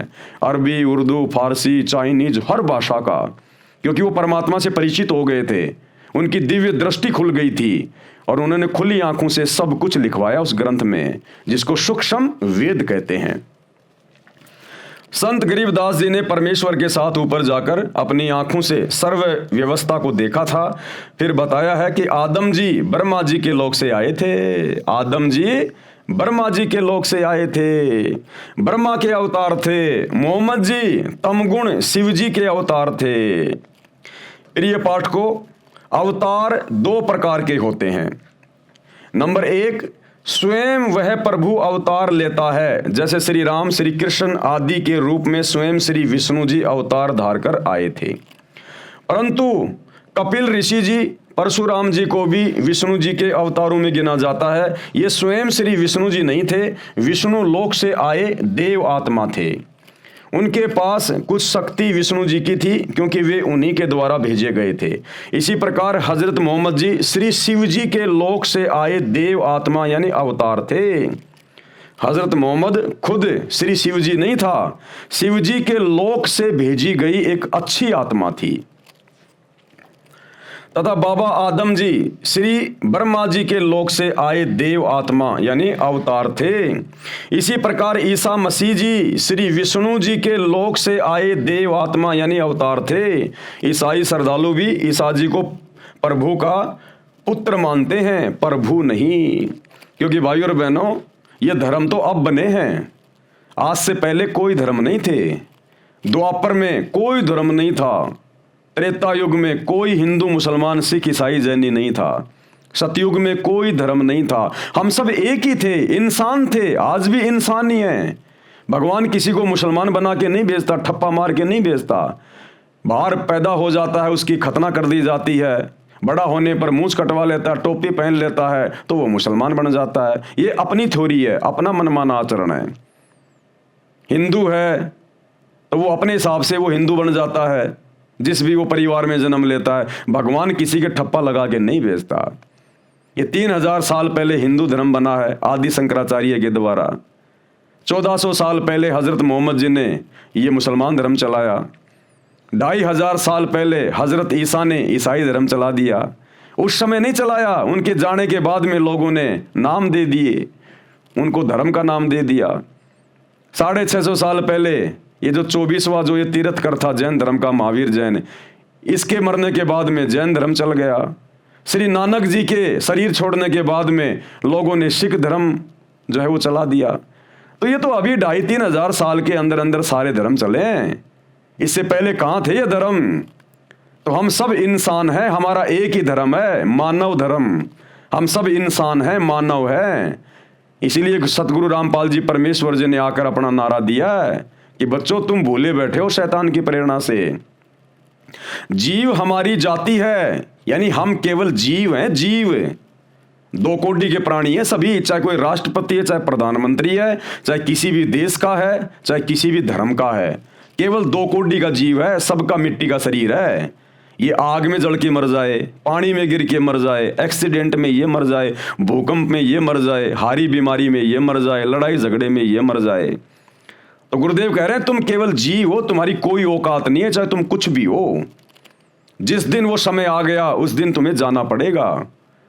तो कहते हैं जीव हमारी जाति है, यानी अपनी औकात में रह के और सच्चे खुदा की सच्ची इबादत करो, सच्चे संत की शरण में आके, नहीं तो जीव की दुर्गति होती रहेगी यहां पर शैतान के द्वारा। तो कहते हैं जीव हमारी जाति है और मानव धर्म हमारा, जिसमें मानवता है, इंसानियत है, सच्चाई है, जिसमें दया है, वो वास्तव में सबसे बड़ा धर्म है। हिंदू, मुस्लिम, सिख, ईसाई ये कोई धर्म नहीं है। जिसमें मानवता है, इंसानियत है, दया भाव है, नेक इंसान है, वो धार्मिक व्यक्ति है। तो कहते हैं जीव हमारी जाति है, मानव धर्म हमारा। ये हिंदू, मुस्लिम, सिख, ईसाई धर्म नहीं कोई न्यारा, ये तो शैतान की प्रेरणा से चलाए हुए हैं, जिनमें तुम फंस के रह गए। इसी प्रकार ईसा मसीह जी श्री विष्णु जी के लोक से आए देव आत्मा यानी अवतार थे। ईसाई श्रद्धालु भी ईसा जी को प्रभु का पुत्र मानते हैं, प्रभु नहीं। क्या कहते हैं ईसाई धर्म के लोग? ईसा मसीह जी प्रभु के पुत्र थे, प्रभु के पुत्र, परमेश्वर के पुत्र। अरे तो परमेश्वर कौन है फिर? ईसा मसीह उसका पुत्र है, तो परमेश्वर कौन है जिसको तुम परमेश्वर कहते हो? वो शैतान है, शैतान। क्योंकि ब्रह्मा विष्णु महेश ये तीनों देवता शैतान के यानी उस काल के बेटे हैं, जो दुर्गा जी से उसने पैदा किए। और ईसा मसीह जी कौन थे? ये विष्णु जी के लोक से आई हुई आत्मा थी, ये विष्णु जी के लोक से आई हुई आत्मा थी। तो किसने भेजा उसको? विष्णु ने भेजा। तो जिसको पूरा ईसाई समाज अपना परमेश्वर कहता है ना, परमेश्वर, वो परमेश्वर ये शैतान है, ये काल है, 21 ब्रह्मांड का राजा, जो परमात्मा के सच्चे लोक से दूर आके यहां पर मर गया और हमें भी इसने मार दिया। इसी प्रकार मुसलमान धर्म में जिसको अल्लाह कहा जाता है कि वो हजरत मोहम्मद को मिले, यानी जिब्राइल फरिश्ते के माध्यम से उसने अपना ज्ञान दिया, कुरान शरीफ का ज्ञान दिया। तो मुसलमान समाज वर्तमान में जिसको अपना अल्लाह कह रहा है, वो वही शैतान है, वही काल है वो। तो भाई और बहनों, इस भ्रमणा से बाहर निकलो, सतगुरु रामपाल जी के सत्संग सुनो। उन्होंने हर धर्म की हर पुस्तकों के ऊपर सत्संग कर रखे हैं। जो सच्चाई, जो वास्तविक ज्ञान है, आपने पहले के 3 वीडियो भी देखे होंगे, इतना स्पष्ट ज्ञान सतगुरु रामपाल जी ने दिया है। मुसलमान धर्म की आयतों से रेफरेंस दे दे के, और आगे भी आपको बहुत सारे प्रमाण दिखाए जाएंगे। तो हम इंसान हैं, हम जीव हैं, और हमने भक्ति करके यहां से पीछा छुड़वाना है, नहीं तो ये शैतान इसी प्रकार से हमारी दुर्गति रखेगा। ईसाई श्रद्धालु भी ईसा जी को प्रभु का पुत्र मानते हैं, प्रभु नहीं। संत गरीबदास जी ने कहा है कि यदि आप जी को मेरी बात पर विश्वास नहीं होता तो मेरे द्वारा बताई शास्त्र विधि अनुसार भक्ति साधना करके अपने घर में अर्थात अपने मानव शरीर में अपनी आंखों से देख लो। ठीक इसी प्रकार सतगुरु रामपाल जी कह रहे हैं कि भैया अगर तुम्हें विश्वास नहीं है तो एक बार मेरे सत्संग सुन के इस ज्ञान को समझ के और मेरे से उपदेश लेके जो मैं तुम्हें भक्ति बता रहा हूं वो भक्ति करके देख लो भाई। इतनी आसान भक्ति, इतनी सरल भक्ति, ना तुमने रोजे रख के भूखा मरना, ना तुमने कोई व्रत करके भूखा मरना, ना तुमने कोई बकरा काटना, ना मुर्गा काटना, कुछ नहीं करना, ना तुमने मस्जिदों में धक्का खाना, ना तुमने मंदिरों में धक्के खाने, ना कहीं पहाड़ों पे, तीर्थों पे, बरसाना में, गोवर्धन में, जगन्नाथ में तुम्हें कहीं धक्के नहीं खाने, कहीं किसी मजार के ऊपर धक्के नहीं खाने। सीधी सी भक्ति है, सीधा सा एक मंत्र है, एक कलमा है। मर्यादा में रह के, बुराइयों को छोड़ के उस मंत्र का जाप करो, तुम्हें स्पष्ट दिखाई देगा, स्पष्ट, जैसे रात में तारे स्पष्ट दिखाई देते हैं कि हम किस भयंकर जाल में, शैतान के जाल में फंसे हुए हैं। जिसको हम अल्लाह मान के पूज रहे थे, भगवान मान के पूज रहे थे। नुकसान क्या है भाई? आपसे इस भक्ति के बदले कोई पैसा नहीं लिया जा रहा, कोई धन नहीं लिया जा रहा, आपकी जमीनें नाम नहीं करवाई जा रही, केवल आपकी बुराइयां छुड़वाई जा रही हैं। बुराई छोड़ोगे तो पाप कर्म करने से बचोगे, नहीं तो शैतान दुर्गति करेगा, दुर्गति। तो एक बार सतगुरु रामपाल जी की शरण में आके उनकी भक्ति करके देख लो भाई। भावार्थ है, सभी धर्मों के मानव स्त्री पुरुष के शरीर की रचना एक जैसी है। चाहे मुसलमान हो, चाहे हिंदू हो, सिख हो, ईसाई हो, चाहे कोई अमेरिका का हो, चाहे पाकिस्तान का हो, सबका शरीर स्त्री पुरुष का एक जैसा है। अरे यदि परमात्मा सबको अलग अलग बनाता, अलग अलग धर्मों वाला बनाता, तो सबके शरीर की रचना भी अलग अलग होनी चाहिए थी। मुसलमान की अलग से कोई पहचान होनी चाहिए थी। मुसलमान का नाक पीछे होना चाहिए था, जैनी का साइड में होना चाहिए था, हिंदू का सामने हो जाता, सिखों का इधर लेफ्ट में हो जाता। कोई तो अलग पहचान होती। अगर भगवान ने अगर इंसान को बनाते समय यदि उसको अलग अलग धर्मों में बांटना था तो, लेकिन भगवान ने कोई किसी प्रकार की असमानता नहीं करी।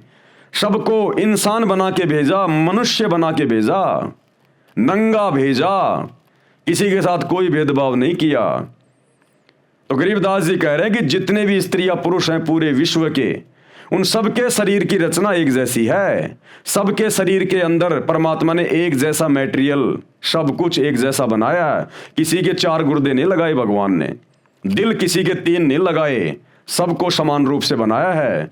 तो कहने का मतलब है इन सब बातों से हमने विचार करना चाहिए। और आगे क्या कह रहे हैं, सभी धर्मों के मानव स्त्री और पुरुष के शरीर की रचना एक जैसी है। तत्व ज्ञान न होने के कारण हम धर्मों में बट गए। संत गरीबदास जी ने बताया है कि मानव शरीर में रीढ़ की हड्डी अर्थात बैकबोन यानी स्पाइन के अंदर की ओर निचले सिरे से लेकर कंठ तक, यानी यहां से लेकर कंठ तक 5 ये कमल चक्कर हैं। ये 5 ये कमल चक्कर हैं रीढ़ की हड्डी के अंदर की साइड में, हर स्त्री और ये पुरुष के अंदर। कृपया देखें ये चित्र है यहां पर। अब इसका वर्णन किया गया है आगे। मूल चक्कर, ये चक्कर रीढ़ की हड्डी के अंत से 1 इंच ऊपर गुदा के पास है। इसका देवता श्री गणेश है, यानी हिंदू मुस्लिम सिख ईसाई सबके अंदर श्री गणेश जी का वास है मूल चक्कर में। इस कमल की 4 पंखुड़ियां हैं। कितनी पंखुड़ियां हैं? 4 पंखुड़ियां। ये है मूल कमल, ये गणेश का वासा है यहाँ पर, ये सब के अंदर है। सेम इसी प्रकार से इस पर गणेश जी का आधिपत्य है। नंबर 2 संवाद चक्कर, यह मूल चक्कर से 2 इंच ऊपर रीढ़ की हड्डी के अंदर की ओर चिपका है। इसके देवता श्री ब्रह्मा जी तथा उनकी पत्नी सावित्री जी है। इस कमल की 6 पंखुड़ियां हैं। कौन सा कमल? ये वाला संवाद चक्कर कमल, जहां पर श्री ब्रह्मा जी और उसकी पत्नी सावित्री का वास है। हर एक स्त्री और पुरुष के रीढ़ की हड्डी के अंदर की साइड में सूक्ष्म रूप में है। कहीं आप लोग जो है काट काट के देखने लग जाओ, ऐसे नहीं दिखाई देंगे। सूक्ष्म है ये, जैसे मोबाइल का जो रेडिएशन होता है वो सूक्ष्म होता है। वो तरंगे जो टावर से आ रही है मोबाइल में वो दिखाई नहीं देती, सूक्ष्म होती है। इसी प्रकार हमारे रीढ़ की हड्डी में इन 5 इन प्रधान देवी देवताओं के स्थान हैं, जो इस बॉडी को, इस शरीर को जो हैंडल करते हैं। उसके बाद में तीसरा है नाभि कमल चक्कर। यह नाभि के सामने उसी रीढ़ की हड्डी के साथ चिपका है। इसके देवता श्री विष्णु जी तथा उनकी पत्नी लक्ष्मी जी हैं। इस कमल की 8 पंखुड़ियां हैं। यह है नाभि कमल। यहाँ पर हमारी जो नाभि है, जो ये सुंडी है, यहाँ पर अंदर की साइड में रीढ़ की हड्डी के साथ में चिपका हुआ यह कमल, जहां पर श्री विष्णु जी और उसकी पत्नी लक्ष्मी जी का निवास है। नंबर 4 हृदय कमल। ये कमल सीने में बने दोनों स्तनों के मध्य में रीढ़ की हड्डी के साथ चिपका है। इसके देवता श्री शिव जी तथा उनकी पत्नी पार्वती जी हैं। इस कमल की 12 पंखुड़ियां हैं। ये है हृदय कमल, जहां पर श्री शंकर जी और पार्वती जी निवास करती हैं हर एक स्त्री और पुरुष के शरीर में, चाहे हिंदू हो चाहे मुसलमान हो। कंठ कमल 5वां कमल है कंठ कमल। ये कमल छाती की हड्डियों के ऊपर, जहां से गला शुरू होता है, उसके पीछे रीढ़ की हड्डी के साथ अंत में है। इसकी प्रधान श्री देवी अर्थात दुर्गा जी हैं। इस कमल की 16 पंखुड़ियां हैं। शेष कमल चक्कर ऊपर है। नंबर 6 संगम कमल। संगम कमल या छठा कमल, ये कमल सुषुम्ना के ऊपर वाले द्वार पर है। इसकी 3 पंखुड़ियां हैं। इसमें सरस्वती रूप में देवी दुर्गा जी निवास करती है। काल की पत्नी, शैतान की पत्नी, ये दुर्गा जो नवरात्रे मनाते हैं हिंदू भाई बहन, वो दुर्गा अष्टंगी शेरा वाली माता, ये शैतान की पत्नी है, काल की पत्नी। ये संगम कमल में निवास करती है सरस्वती देवी के रूप में। एक पंखुड़ी में देवी दुर्गा सरस्वती रूप में रहती है, उसी के साथ में 72 करोड़ उर्वशी यानी सुंदर स्त्रियां हैं, वो परियां हैं, जो ऊपर जाने वाले भक्तों को अपने जाल में फंसाती है। ये काल का भयंकर षड्यंत्र है शरीर में, हमारे को रोक के रखने के लिए, ताकि हमारा मोक्ष ना हो जाए, आत्मा इसके जाल से बाहर ना निकल जाए। जैसी गंदी सोच इंसान की या स्त्री या पुरुष की यहाँ होती है, शरीर छोड़ने के बाद जब वो आत्मा इन कमलों के अंदर से जाती है, तो देवी दुर्गा को बैठा रखा इस काल ने सरस्वती रूप में, और दुर्गा ने 72 करोड़ सुंदर स्त्रियां उर्वशियां वहां छोड़ रखी हैं उस आत्मा को, उस भगत को, उस साधक को अपने जाल में फंसाने के लिए। और जिसकी जैसी गंदी सोच यहाँ होती है, वो तुरंत उनके चक्कर में आ जाता है और एकांत में जाकर उन सुंदर औरतों के साथ में शारीरिक संबंध बना के अपनी भक्ति नष्ट कर लेता है, नरक में जा गिरता है। जो ऊपर जाने वाले भक्तों को अपने जाल में फंसाती है। दूसरी पंखुड़ी में सुंदर युवा नर रहते हैं, युवा पुरुष रहते हैं, सुंदर देव पुरुष, जो भगतमतियों को यानी औरतों को आकर्षित करके काल जाल में रखते हैं। काल भी अन्य रूप में इन युवाओं का संचालन मुखिया बनकर रहता है। तीसरी पंखुड़ी में स्वयं परमात्मा यानी अल्लाह कबीर, ये कबीर भगवान तीसरी पंखुड़ी में स्वयं परमात्मा अन्य रूप में रहते हैं, अपने भक्तों को उनके जाल से मुक्त कराते हैं, ज्ञान सुनाकर सतर्क करते हैं। वहीं पर ये अल्लाह कबीर, ये कबीर परमात्मा भी है तीसरी पंखुड़ी में। वहाँ ये अपने भक्तों को जो धरती पर उसकी शरण में होते हैं उसकी भक्ति करते हैं। जैसे हम भगत भाई बहन सतगुरु रामपाल जी अल्लाह कबीर की भक्ति कर रहे हैं। अगर आजीवन इसी प्रकार उनकी मर्यादा में रहकर भक्ति करते रहे तो शरीर छोड़ने के बाद वो सुंदर स्त्रियां, वो सुंदर पुरुष हमें भी फंसाने का प्रयास करेंगे। लेकिन यहाँ हमारे को सत्संग सुना सुनाकर ज्ञान दे देकर गुरुदेव हमें पहले से इस पूरे शैतान के षड्यंत्र को समझा देंगे जो यहाँ लिखा हुआ है। तो हम लोग सतर्क हो जाएंगे कि ये सारी बातें तो गुरुजी हमें सब कुछ सत्संगों में बताया करते थे, पुस्तकों में लिखी हुई थी। ये तो काल का जाल है, ये तो हमारे को फंसाने के लिए खड़ी हैं। और फिर वहाँ पर यही कबीर परमात्मा सतगुरु रूप में रहता है और अपने भक्तों को वहाँ पर सतर्क करता है कि बच्चों उधर मत जाना, ये काल का षड्यंत्र है। लेकिन बाकी लोग जो सतगुरु रामपाल जी की शरण में नहीं होते, वो चाहे हिंदू है, मुसलमान है, सिख है, ईसाई है, वो उन औरतों के चक्कर में फंस जाएंगे। औरतें उन युवा जो देवता हैं वहां पर, जो काल की ओर से हमें फंसाने के लिए खड़े रहते हैं, उनके चक्कर में आ जाएंगी। यानी जिसकी जैसी गंदी सोच यहाँ होगी उसी आधार से वो वहां पर उनके साथ में शारीरिक संबंध बना के अपना धर्म कर्म नष्ट करके काल के जाल में रह जाते हैं। तीसरी पंखुड़ी में स्वयं परमात्मा यानी अल्लाह कबीर, अल्लाह अकबर अन्य रूप में रहते हैं, अपने भक्तों को उनके जाल से मुक्त कराते हैं, ज्ञान सुनाकर सतर्क करते हैं। नंबर 7 है त्रिकुटी कमल चक्कर। ये दोनों आंखों की बोहों यानी सेलियों के मध्य में सिर के पीछे हिस्से में अन्य कमलों की ही पंक्ति में ऊपर है। त्रिकुटी कमल कहाँ होता है? ये हमारी दोनों आंखें, ये बोहें हैं, और ये जो बीच का जो जगह है, ये बीच की जगह यहाँ पीछे की साइड में यहाँ है त्रिकुटी कमल। यहाँ पर भी काल रहता है, शैतान रहता है, और दूसरी पंखुड़ी में सतगुरु रहता है। यानी शैतान और सतगुरु दोनों वहां पर अपने अपने हिस्से में रहते हैं, अपने अपने रूप बना के। इसका देवता सतगुरु रूप में परमेश्वर ही है। इस कमल की 2 पंखुड़ी हैं, एक सफेद रंग की, दूसरी काले रंग की पंखुड़ी। सफेद पंखुड़ी में सतगुरु रूप में सत्य पुरुष का निवास है, यानी अल्लाह कबीर का निवास है, और काली पंखुड़ी में नकली सतगुरु रूप में काल निरंजन यानी शैतान का वास है। नंबर 8 सहस्त्र कमल चक्कर दल। ये कमल सिर के मध्य भाग से 2 उंगल नीचे अन्य कमलों की ही पंक्ति में है। यानी आप और हमारा जो सिर है, चाहे हिंदू हो चाहे मुसलमान हो, जहाँ पर ये चोटी रखने की जगह होती है ना, इससे 2 उंगल नीचे है ये सहस्त्र कमल चक्कर, जो कि काल का है। हिंदू धर्म के व्यक्ति सिर पर बालों की चोटी रखते हैं, कुछ अब भी रखते हैं। इसके नीचे वह सहस्त्र कमल दल है। इसका देवता ब्रह्म है। ब्रह्म यानी ये काल, शैतान, इसको ब्रह्म भी कहते हैं। इसे क्षर पुरुष भी कहते हैं। क्षर मानी नासवान, जो जन्मता है और मरता है। जिसने गीता व वेदों का ज्ञान गुप्त रहकर कहा है। इस कमल की 1000 पंखुड़ियां हैं। इनको काल ब्रह्म ने प्रकाश से भर रखा है, यानी रोशनी से भर रखा है। ये खुद वहां पर अपने ओरिजिनल रूप में किसी को दर्शन नहीं देता, स्वयं इसी कमल चक्कर में दूर रहता है। वह स्वयं दिखाई नहीं देता, केवल पंखुड़ियां चमकती दिखाई देती है। अष्ट कमल दल यानी 8वां कमल दल, इस कमल का देवता अक्षर पुरुष है, जो काल के लोक से ऊपर अक्षर पुरुष, जिसके 7 शंख ब्रह्मांड हैं। इसे पर ब्रह्म भी कहते हैं, यानी इस ब्रह्म से ऊपर वाला भगवान पर ब्रह्म अक्षर पुरुष। इनकी पंखुड़ियां भी 8 हैं। इसकी स्थिति नहीं बताऊंगा, क्योंकि नकली गुरु भी इसको जानकर जनता को भ्रमित कर देंगे। 9 शंख कमल दल, इस कमल में पूर्ण ब्रह्म अर्थात परम अक्षर ब्रह्म का निवास है, यानी सत्य पुरुष का निवास है, अल्लाहु कबीर का निवास है इस 9वें कमल में। हमारे शरीर में सबसे ऊपर सबसे बड़ा भगवान।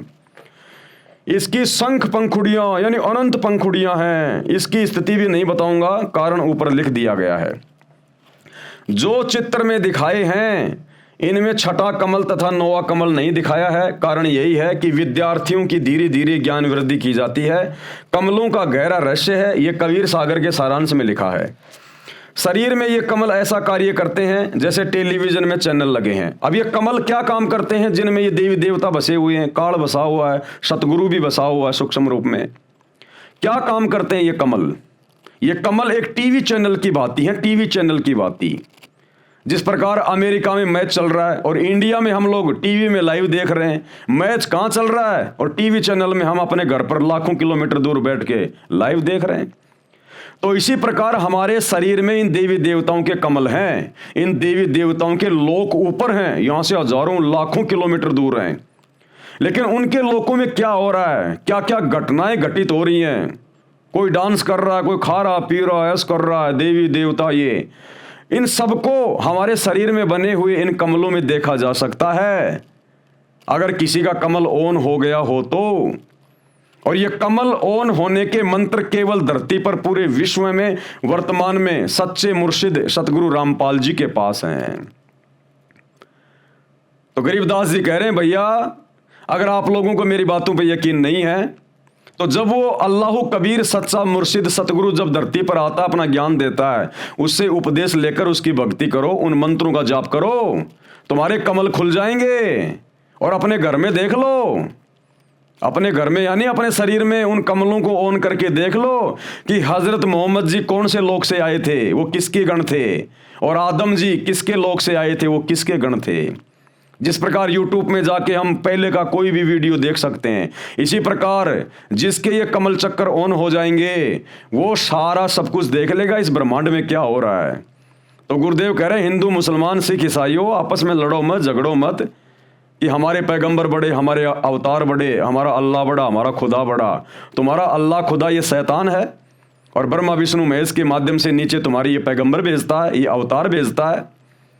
और ये सारा ये दृश्य तुम्हें स्पष्ट दिखाई देगा जब तुम सतगुरु रामपाल जी से उपदेश लेकर उनके सत भक्ति मंत्रों का जाप करोगे। फिर तुम्हें कोई संशय नहीं होगी कि वही मोहम्मद और वही महादेव, वही आदम, वही ब्रह्मा और दास गरीब कहे भाई सत भक्ति करके देखो अपने घर में, अपने घर में देखो, अपने इन कमलों में देख लो।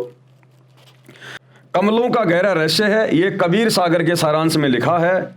शरीर में ये कमल ऐसा कार्य करते हैं जैसे टेलीविजन में चैनल लगे हैं। उन चैनलों में से जिस भी चैनल को चालू करोगे उस पर कार्यक्रम दिखाई देगा। वह कार्यक्रम चल तो रहा है स्टूडियो में यानी कहीं और दिख रहा है टीवी में। इसी प्रकार प्रत्येक कमल का फंक्शन है। इन कमलों को चालू करने के मंत्र हैं जो ये दास संत रामपाल दास जाप करने को देता है। प्रथम बार दीक्षा यानी उपदेश इन्हीं चैनलों को खोलने की दी जाती है।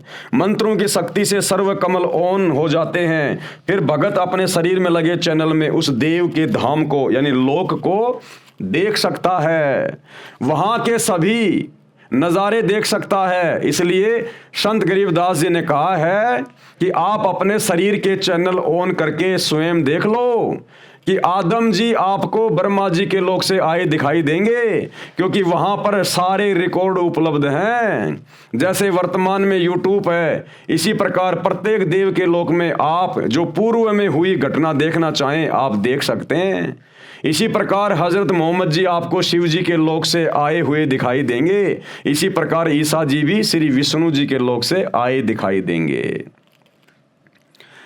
आगे गुरुदेव भगवान क्या लिख रहे हैं? मक्का महादेव का मंदिर है, जहां पर मुसलमान भाई बहन जाते हैं हज करने के लिए। मक्का काबा, ये श्री शंकर जी का मंदिर है। श्री शंकर जी का मंदिर, जहां पर आप लोग अल्लाह के दर्शन करने जाते हो, वहां पर शैतान बैठा है। शैतान, ये महादेव का मंदिर है, शंकर जी का। ये परमात्मा बता रहे हैं, परमात्मा लिख रहे हैं, अल्लाहु कबीर। साध वचन पलटे नहीं, चाहे पलट जाए ब्रह्मांड, क्योंकि तीनों देवताओं के माध्यम से, ब्रह्मा विष्णु महेश के माध्यम से ही ये शैतान, ये काल नीचे अपनी सृष्टि चलाता है। ये आज हम वर्तमान में हिंदू मुसलमान बन गए, पहले कोई हिंदू मुसलमान नहीं था। तो जो काबा है, जहां पर तुम लोग हज करने जाते हो, वो शंकर जी का मंदिर है, और तुम्हारे हजरत मोहम्मद जी उसी शंकर जी के लोक से आई हुई आत्मा है। भाइयों और बहनों, ये थोड़े बहुत दिनों की बात है। 2028 युग परिवर्तन का समय है, भयंकर महाविनाश होगा।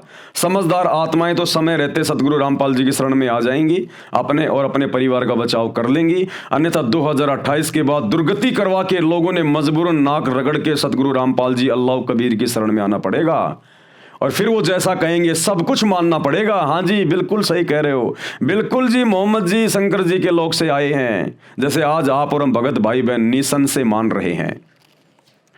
तो क्या कह रहे हैं गुरुदेव? मक्का महादेव का मंदिर है। सिख धर्म की पुस्तक भाई बाले वाली जन्म साखी में प्रमाण है। सिख धर्म की एक पुस्तक है भाई बाले वाली जन्म साखी, यानी श्री नानक जी के साथ में उनके दो परम शिष्य रहते थे, भाई बाला और भाई मर्दाना।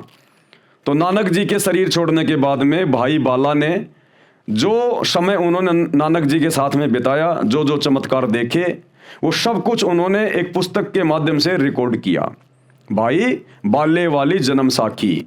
आगे चलकर गुरु अंगद देव जी ने उस पुस्तक का निर्माण किया, भाई बाला जी से सारी बातें सुन के और समझ कर, क्योंकि नानक जी ने शरीर छोड़ने से पहले श्री अंगद देव जी को अपना उत्तराधिकारी घोषित कर दिया था। अपने बेटों को अपना उत्तराधिकारी घोषित नहीं किया श्री नानक जी ने। उनके दो बेटे थे, जयचंद और श्रीचंद, लेकिन दोनों निकम्मे थे, इसलिए श्री नानक जी ने अपने बेटों को उत्तराधिकारी नहीं बनाया, बल्कि श्री अंगद देव जी को बनाया। तो नानक जी के शरीर छोड़ने के बाद में सिखों के गुरु बन गए श्री अंगद देव जी। अब अंगद देव जी को जो जो बातें नानक जी के साथ में रहने वाले भाई बाला और मर्दाना ने बताई, वो सारी बातें अंगद देव जी ने आगे चलकर एक पुस्तक के रूप में जो है वो लिख दी। तो क्या कहा जा रहा है? सिख धर्म की पुस्तक भाई बाले वाली जन्म साखी में प्रमाण है, साखी मदीने की चली। हिंदी वाली के पेज नंबर 262 पर श्री नानक जी ने 4 इमामों के प्रश्न का जवाब देते हुए कहा है, आखे नानक शाह सच सुन हो 4 इमाम, मक्का है महादेव का ब्राह्मण सन सुल्तान। इसका क्या अनुवाद किया है सतगुरु रामपाल जी भगवान ने, इस कबीर परमात्मा ने। भावार्थ, सतगुरु नानक देव जी ने 4 इमामों से चर्चा करते हुए कहा कि जिस मक्का शहर में जो काबा यानी मंदिर, उसको मंदिर कहते हैं, काबा यानी मंदिर, जिसको आप अपना पवित्र स्थान मानते हो, वह महादेव यानी शिव जी का मंदिर है। इसमें सब देवी देवताओं की मूर्तियां यानी बुत थी। उसकी स्थापना करने वाला सुल्तान यानी राजा एक ब्राह्मण था। जो ये काबा है, जो मक्का मदीना वाला जो ये काबा है, इसकी स्थापना एक ब्राह्मण राजा ने करवाई थी। ब्राह्मण राजा ने शंकर भगवान का मंदिर बनवाया था। वो बाद में सब मूर्तियां उठा दी गई थी। नबी इब्राहिम व हजरत इस्माइल ने इसका पुनः निर्माण करवाया। आगे चलकर फिर उस काबा का नबी इब्राहिम और हजरत इस्माइल ने इसका दोबारा से निर्माण करवाया, और फिर मुसलमानों ने मान लिया यह तो हमारे अल्लाह का काबा है। जिस प्रकार भाइयों और बहनों लाल किले का निर्माण द्वापर युग में पांडवों ने करवाया था, पांडवों ने। उसके बाद में मुगल आए, मुगलों ने अपना राज्य स्थापित कर लिया। 800 साल तक भारत पर दिल्ली के लाल किले में रहकर मुगलों ने शासन किया। तो आज ज्यादातर लोग यही जानते हैं कि ये जो दिल्ली का लाल किला है ये मुसलमानों ने बनाया, ये मुगलों ने बनवाया, जबकि ये द्वापर युग में 5 पांडवों ने बनवाया था। इसको हस्तिनापुर कहते थे, हस्तिनापुर। तो ठीक इसी प्रकार जो काबा है, जो मक्का मदीना है, उसका निर्माण एक ब्राह्मण राजा ने करवाया था। वो भगवान शंकर का मंदिर है, काल के बेटे का, शैतान के बेटे का। लेकिन आगे चलकर फिर हजरत इब्राहिम व हजरत इस्माइल ने इसका दोबारा से निर्माण करवाया था, जिस कारण से मुसलमान इसे अपना मान बैठे। अब आप जी को अपने मतलब की ओर लेके चलता हूं। आप जी को स्पष्ट करना चाहता हूं कि जो यथार्थ आध्यात्मिक ज्ञान सूक्ष्म वेद में यानी 5वें वेद में है, कबीर सागर में और गरीबदास जी की वाणियों में है, वह न गीता में है तथा ना 4 वेदों में है, ना पुराणों में है, ना कुरान शरीफ में है, ना बाइबल में है, ना 6 शास्त्रों तथा न 11 उपनिषदों में है। क्योंकि परमात्मा ने इस काल को, इस शैतान को ये कंप्लीट ज्ञान दिया था। 5 वेद दिए थे, यानी टोटल एक ही ज्ञान था ये कंप्लीट। लेकिन इसने जब उसको पढ़ा, उसको देखा, तो इसमें तो पूरी जानकारी थी कि ये शैतान क्यों बना, इसने परमात्मा अल्लाह कबीर के शतलोक में क्या गलती की थी, जिस कारण से इसको वहाँ से बाहर निकाल दिया दुर्गा के साथ में। हम बाकी आत्माएं जो काल के ऊपर आसक्ति व्यक्त कर चुकी थी, परमात्मा ने हमें भी दुर्गा के शरीर में सूक्ष्म रूप में डाल के काल के साथ भेज दिया। आगे चलकर फिर काल ने तीन पुत्रों को उत्पन्न किया दुर्गा के माध्यम से, ब्रह्मा विष्णु महेश। उन्हीं के माध्यम से अपना पूरा ढमढमा ये चला रहा है। हिंदू मुसलमान बना के जीवों को इसने उलझा रखा है। तो काल ने देखा ये सारी जानकारी अगर जीवों के पास पहुंच गई तो ये तो सारे वापस चले जाएंगे। तो इस काल ने, शैतान ने, जो मुख्य जानकारी थी उस परमात्मा की, सतलोक की, सचखंड की, वो इसने छुपा दी, इसने मिटा दी, डिलीट कर दी। और बाकी का ज्ञान इसने अपने बड़े बेटे श्री ब्रह्मा जी को दे दिया। अब ब्रह्मा जी ने आगे फिर अपने पुत्रों को दे दिया, अपने वंशजों को दे दिया, दक्ष को दे दिया, मनु को दे दिया। इन्होंने आगे चलकर इन वेदों को 4 भागों में बांट दिया, डिवाइड कर दिया, यजुर्वेद, ऋग्वेद, सामवेद और अथर्ववेद। तो सबसे पुराने जो ग्रंथ हैं इस शैतान के लोक के, वो ये 4 वेद है। इन्हीं 4 वेदों का ज्ञान इसी शैतान ने द्वापर युग में महाभारत के युद्ध के दौरान श्री कृष्ण जी के अंदर भूत की तरह सूक्ष्म रूप में प्रवेश करके अर्जुन को सुनाया, जिस ज्ञान को आगे दिव्य दृष्टि मिलने के बाद महर्षि वेद व्यास जी ने लिखा, जिसको गीता जी कहा जाता है। तो 4 वेदों का और गीता का ज्ञान एक ही है। 4 वेदों का ज्ञान थोड़ा सा फैला हुआ है, गीता में उसको शॉर्ट करके सांकेतिक रूप में लिख दिया गया। तो सबसे पुरातन जो ग्रंथ हैं जिनको हिंदू अपना मान रहे हैं, ये पूरे विश्व के हैं, पूरे विश्व के। क्योंकि जिस समय वेदों की रचना हुई थी महर्षियों के द्वारा, और जिस समय श्री गीता जी का ज्ञान दिया गया था द्वापर में महाभारत के युद्ध में, उस समय धरती पर कोई धर्म नहीं था, केवल इंसान थे। तो ये गीता का ज्ञान और वेदों का ज्ञान पूरे विश्व के प्राणियों के लिए हैं, ये कोई धर्म विशेष का कोई ये ग्रंथ नहीं है। तो मुख्य जानकारी इस काल ने, शैतान ने 4 वेदों से निकाल दी। तो गुरुदेव भगवान कह रहे हैं कि जो वास्तविक जानकारी है उस अल्लाह की, उस खुदा की, शैतान के बाप की, उस अल्लाह कबीर की, वो जानकारी ना तो 4 वेदों में है कंप्लीट, ना गीता में, ना मुसलमानों की 4 पुस्तकों में, ना बाइबल में, किसी चीज में नहीं है।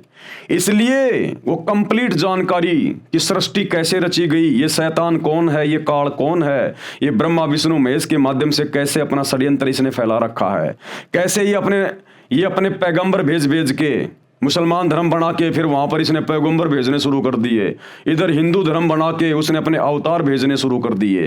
ये कैसे तुम जीवों को भ्रमित करता है अपने भोजन के लिए, तुम्हें खाने के लिए, फिर तुम्हें 84 लाख योनियों में डाल देता है।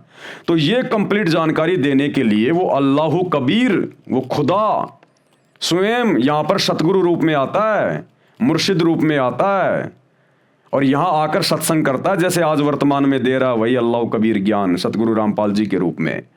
इसलिए हमने उनके ज्ञान को सुनना चाहिए, समझना चाहिए।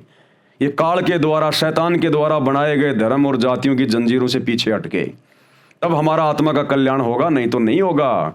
यहाँ के किसी भी धर्म ग्रंथ में सूक्ष्म वेद को छोड़कर, यानी कबीर परमात्मा के द्वारा जब वो चारों युगों में आते हैं और यहाँ आकर अपना ज्ञान देते हैं, फिर उसको लिपिबद्ध करवाते हैं, वो ज्ञान फिर वो सुनाते हैं। जैसे 650 साल पहले यही कबीर भगवान 650 साल पहले ये बनारस में आए कबीर दास नाम से, और इन्होंने एक अच्छी आत्मा धर्मदास जी के माध्यम से कबीर सागर लिखवाया 1800 पेज का। फिर गरीबदास जी के माध्यम से उसी कबीर परमात्मा ने गरीबदास जी के सामने सतलोक से आकर ये प्रकट हुए, गांव छुडानी जिला झज्जर हरियाणा में। गरीबदास जी की आत्मा को अपने साथ ऊपर लेकर गए, जो अभी आपको समझाया बताया। फिर गरीबदास जी के माध्यम से जो जो इन्होंने गरीबदास जी को दिखाया, पूरे शैतान के लोगों की व्यवस्था और पूरा ऊपर का वो सतलोक। फिर गरीबदास जी के माध्यम से उनको दिव्य दृष्टि देकर इन्होंने सदग्रंथ साहिब लिखवाया, अमर ग्रंथ लिखवाया, जिसमें 24,000 वाणियाँ हैं, जिसको आधार बनाकर सतगुरु रामपाल जी हमें ये सतज्ञान समझा रहे हैं। तो सूक्ष्म वेद के अलावा किसी भी वेद में, किसी भी धर्म की कोई भी पुस्तक में कंप्लीट सच्चे खुदा की सच्ची इबादत का ज्ञान नहीं है। उदाहरण जैसे 10वीं कक्षा तक का पाठ्यक्रम गलत नहीं है, परंतु उसमें BA तथा MA वाला ज्ञान नहीं है। जिस प्रकार 10वीं तक के सिलेबस में भी ज्ञान है, लेकिन कंप्लीट नहीं है, BA और MA का नहीं है। इसी प्रकार वेदों में भी ज्ञान है, गीता में भी ज्ञान है, परमात्मा की थोड़ी बहुत जानकारी है, लेकिन भक्ति केवल इस शैतान तक की है। लेकिन इन वेदों में और मुसलमान भाइयों की इन 4 आसमानी पुस्तकों में कंप्लीट ज्ञान नहीं है, केवल 10वीं तक का ज्ञान है, BA MA का ज्ञान नहीं है, उस कबीर परमात्मा के बारे में जानकारी नहीं है। जैसे उदाहरण, जैसे 10वीं कक्षा तक का पाठ्यक्रम गलत नहीं है, परंतु उसमें BA तथा MA वाला ज्ञान नहीं है। वह पाठ्यक्रम गलत नहीं है, परंतु पर्याप्त भी नहीं है, समझने के लिए इतना ही पर्याप्त है। यानी उसमें ज्ञान जो है वो आधा अधूरा है। उस ज्ञान को सुनकर समझकर हम मोक्ष प्राप्त नहीं कर सकते, गधे कुत्ते बनने से नहीं बच सकते, नरक में जाने से नहीं बच सकते, केवल काल तक की साधना में रहेंगे। इनमें केवल इतना ही ज्ञान है। कंप्लीट ज्ञान सूक्ष्म वेद में मिलेगा, सतगुरु स्वयं आकर समझाएगा, जो आज समझा रहे हैं। प्रश्न किया किसी ने, संसार के शास्त्र तथा संत परमात्मा के विषय में क्या जानकारी देते हैं, यानी दुनिया भर के जो शास्त्र हैं वो संत या परमात्मा के विषय में क्या जानकारी देते हैं।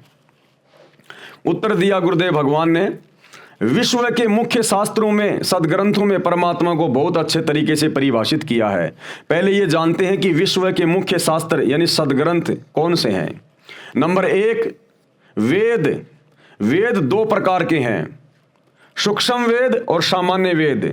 सामान्य वेद आपको बता दिए, ये 4 वेद जो शैतान ने अपने बेटे ब्रह्मा को दिए, ब्रह्मा ने अपने वंशजों को दिए। आगे चलकर इनकी 4 मोटी मोटी पुस्तकें बता दी गई, जिनमें केवल शैतान यानी काल तक का ज्ञान है। तो वेद 2 प्रकार के हैं, एक तो सामान्य वेद, ये 4 वेद, और दूसरा सूक्ष्म वेद जो कबीर भगवान स्वयं आके ज्ञान बताता है। वो कबीर सागर, वो गरीबदास जी का ग्रंथ, और वर्तमान में सतगुरु रामपाल जी ने जो पुस्तकें लिखी हैं, ये हैं सूक्ष्म वेद। वेद 2 प्रकार के हैं, सूक्ष्म वेद और सामान्य वेद। अब ये सूक्ष्म वेद क्या है? ये वह ज्ञान है जिसको अल्लाह ताला यानी समर्थ परमात्मा स्वयं पृथ्वी पर प्रकट होकर अपने मुख कमल से वाणी उच्चारण करके बोलता है। यह संपूर्ण अध्यात्म ज्ञान है। इसका कहाँ प्रमाण है?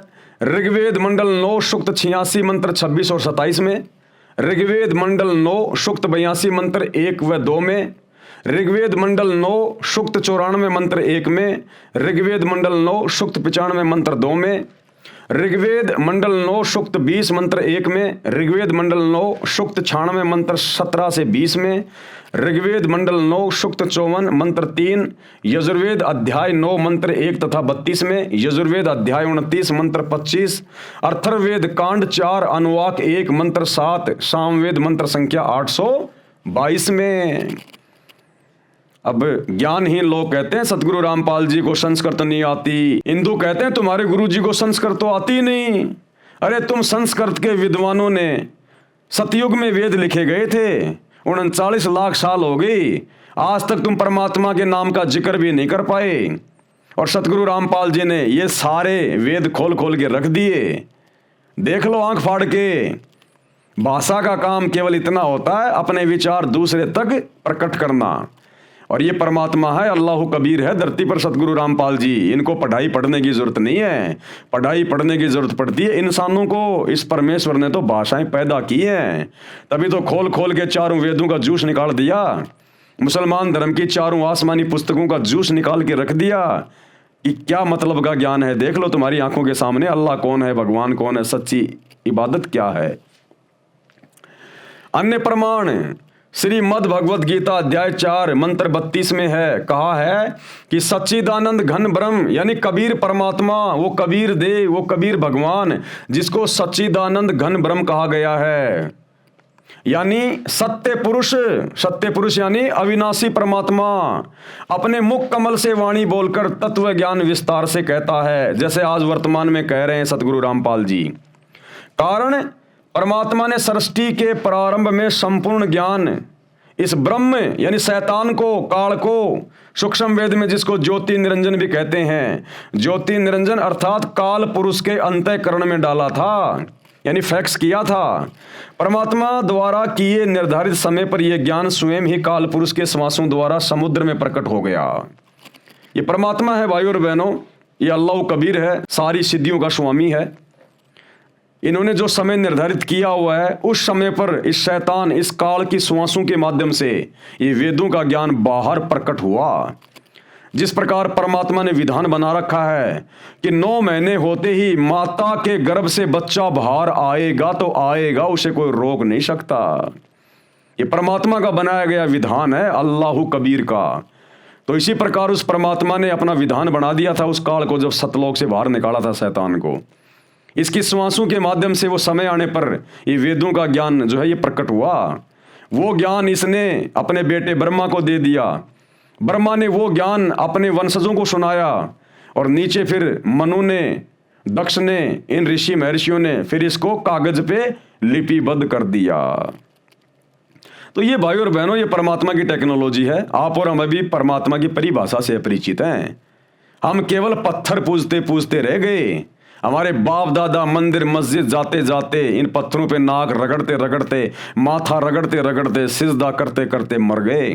हमें अभी तक वास्तविक खुदा की और उसकी इबादत का नहीं पता चला। तो ये अल्लाह कबीर, इसकी विज्ञान, इसकी टेक्नोलॉजी सर्वश्रेष्ठ है। ये आजकल के वैज्ञानिक उसी परमात्मा के द्वारा दी गई बुद्धि के आधार से ये टीवी, रेडियो, मोबाइल, इंटरनेट, हवाई जहाज बना के पता नहीं अपने आप को खुदा मान बैठे। अरे तुम जिस मटेरियल के ऊपर ये चीजें बना रहे हो, आविष्कार कर रहे हो, ये मटेरियल किसका है? इसी जमीन से लिया तुमने खोद खोद के पहाड़ों को। ये पहाड़ किसने बनाए? मिट्टी किसने बनाई? धरती किसने बनाई? उस खुदा ने, उस अल्लाह ने।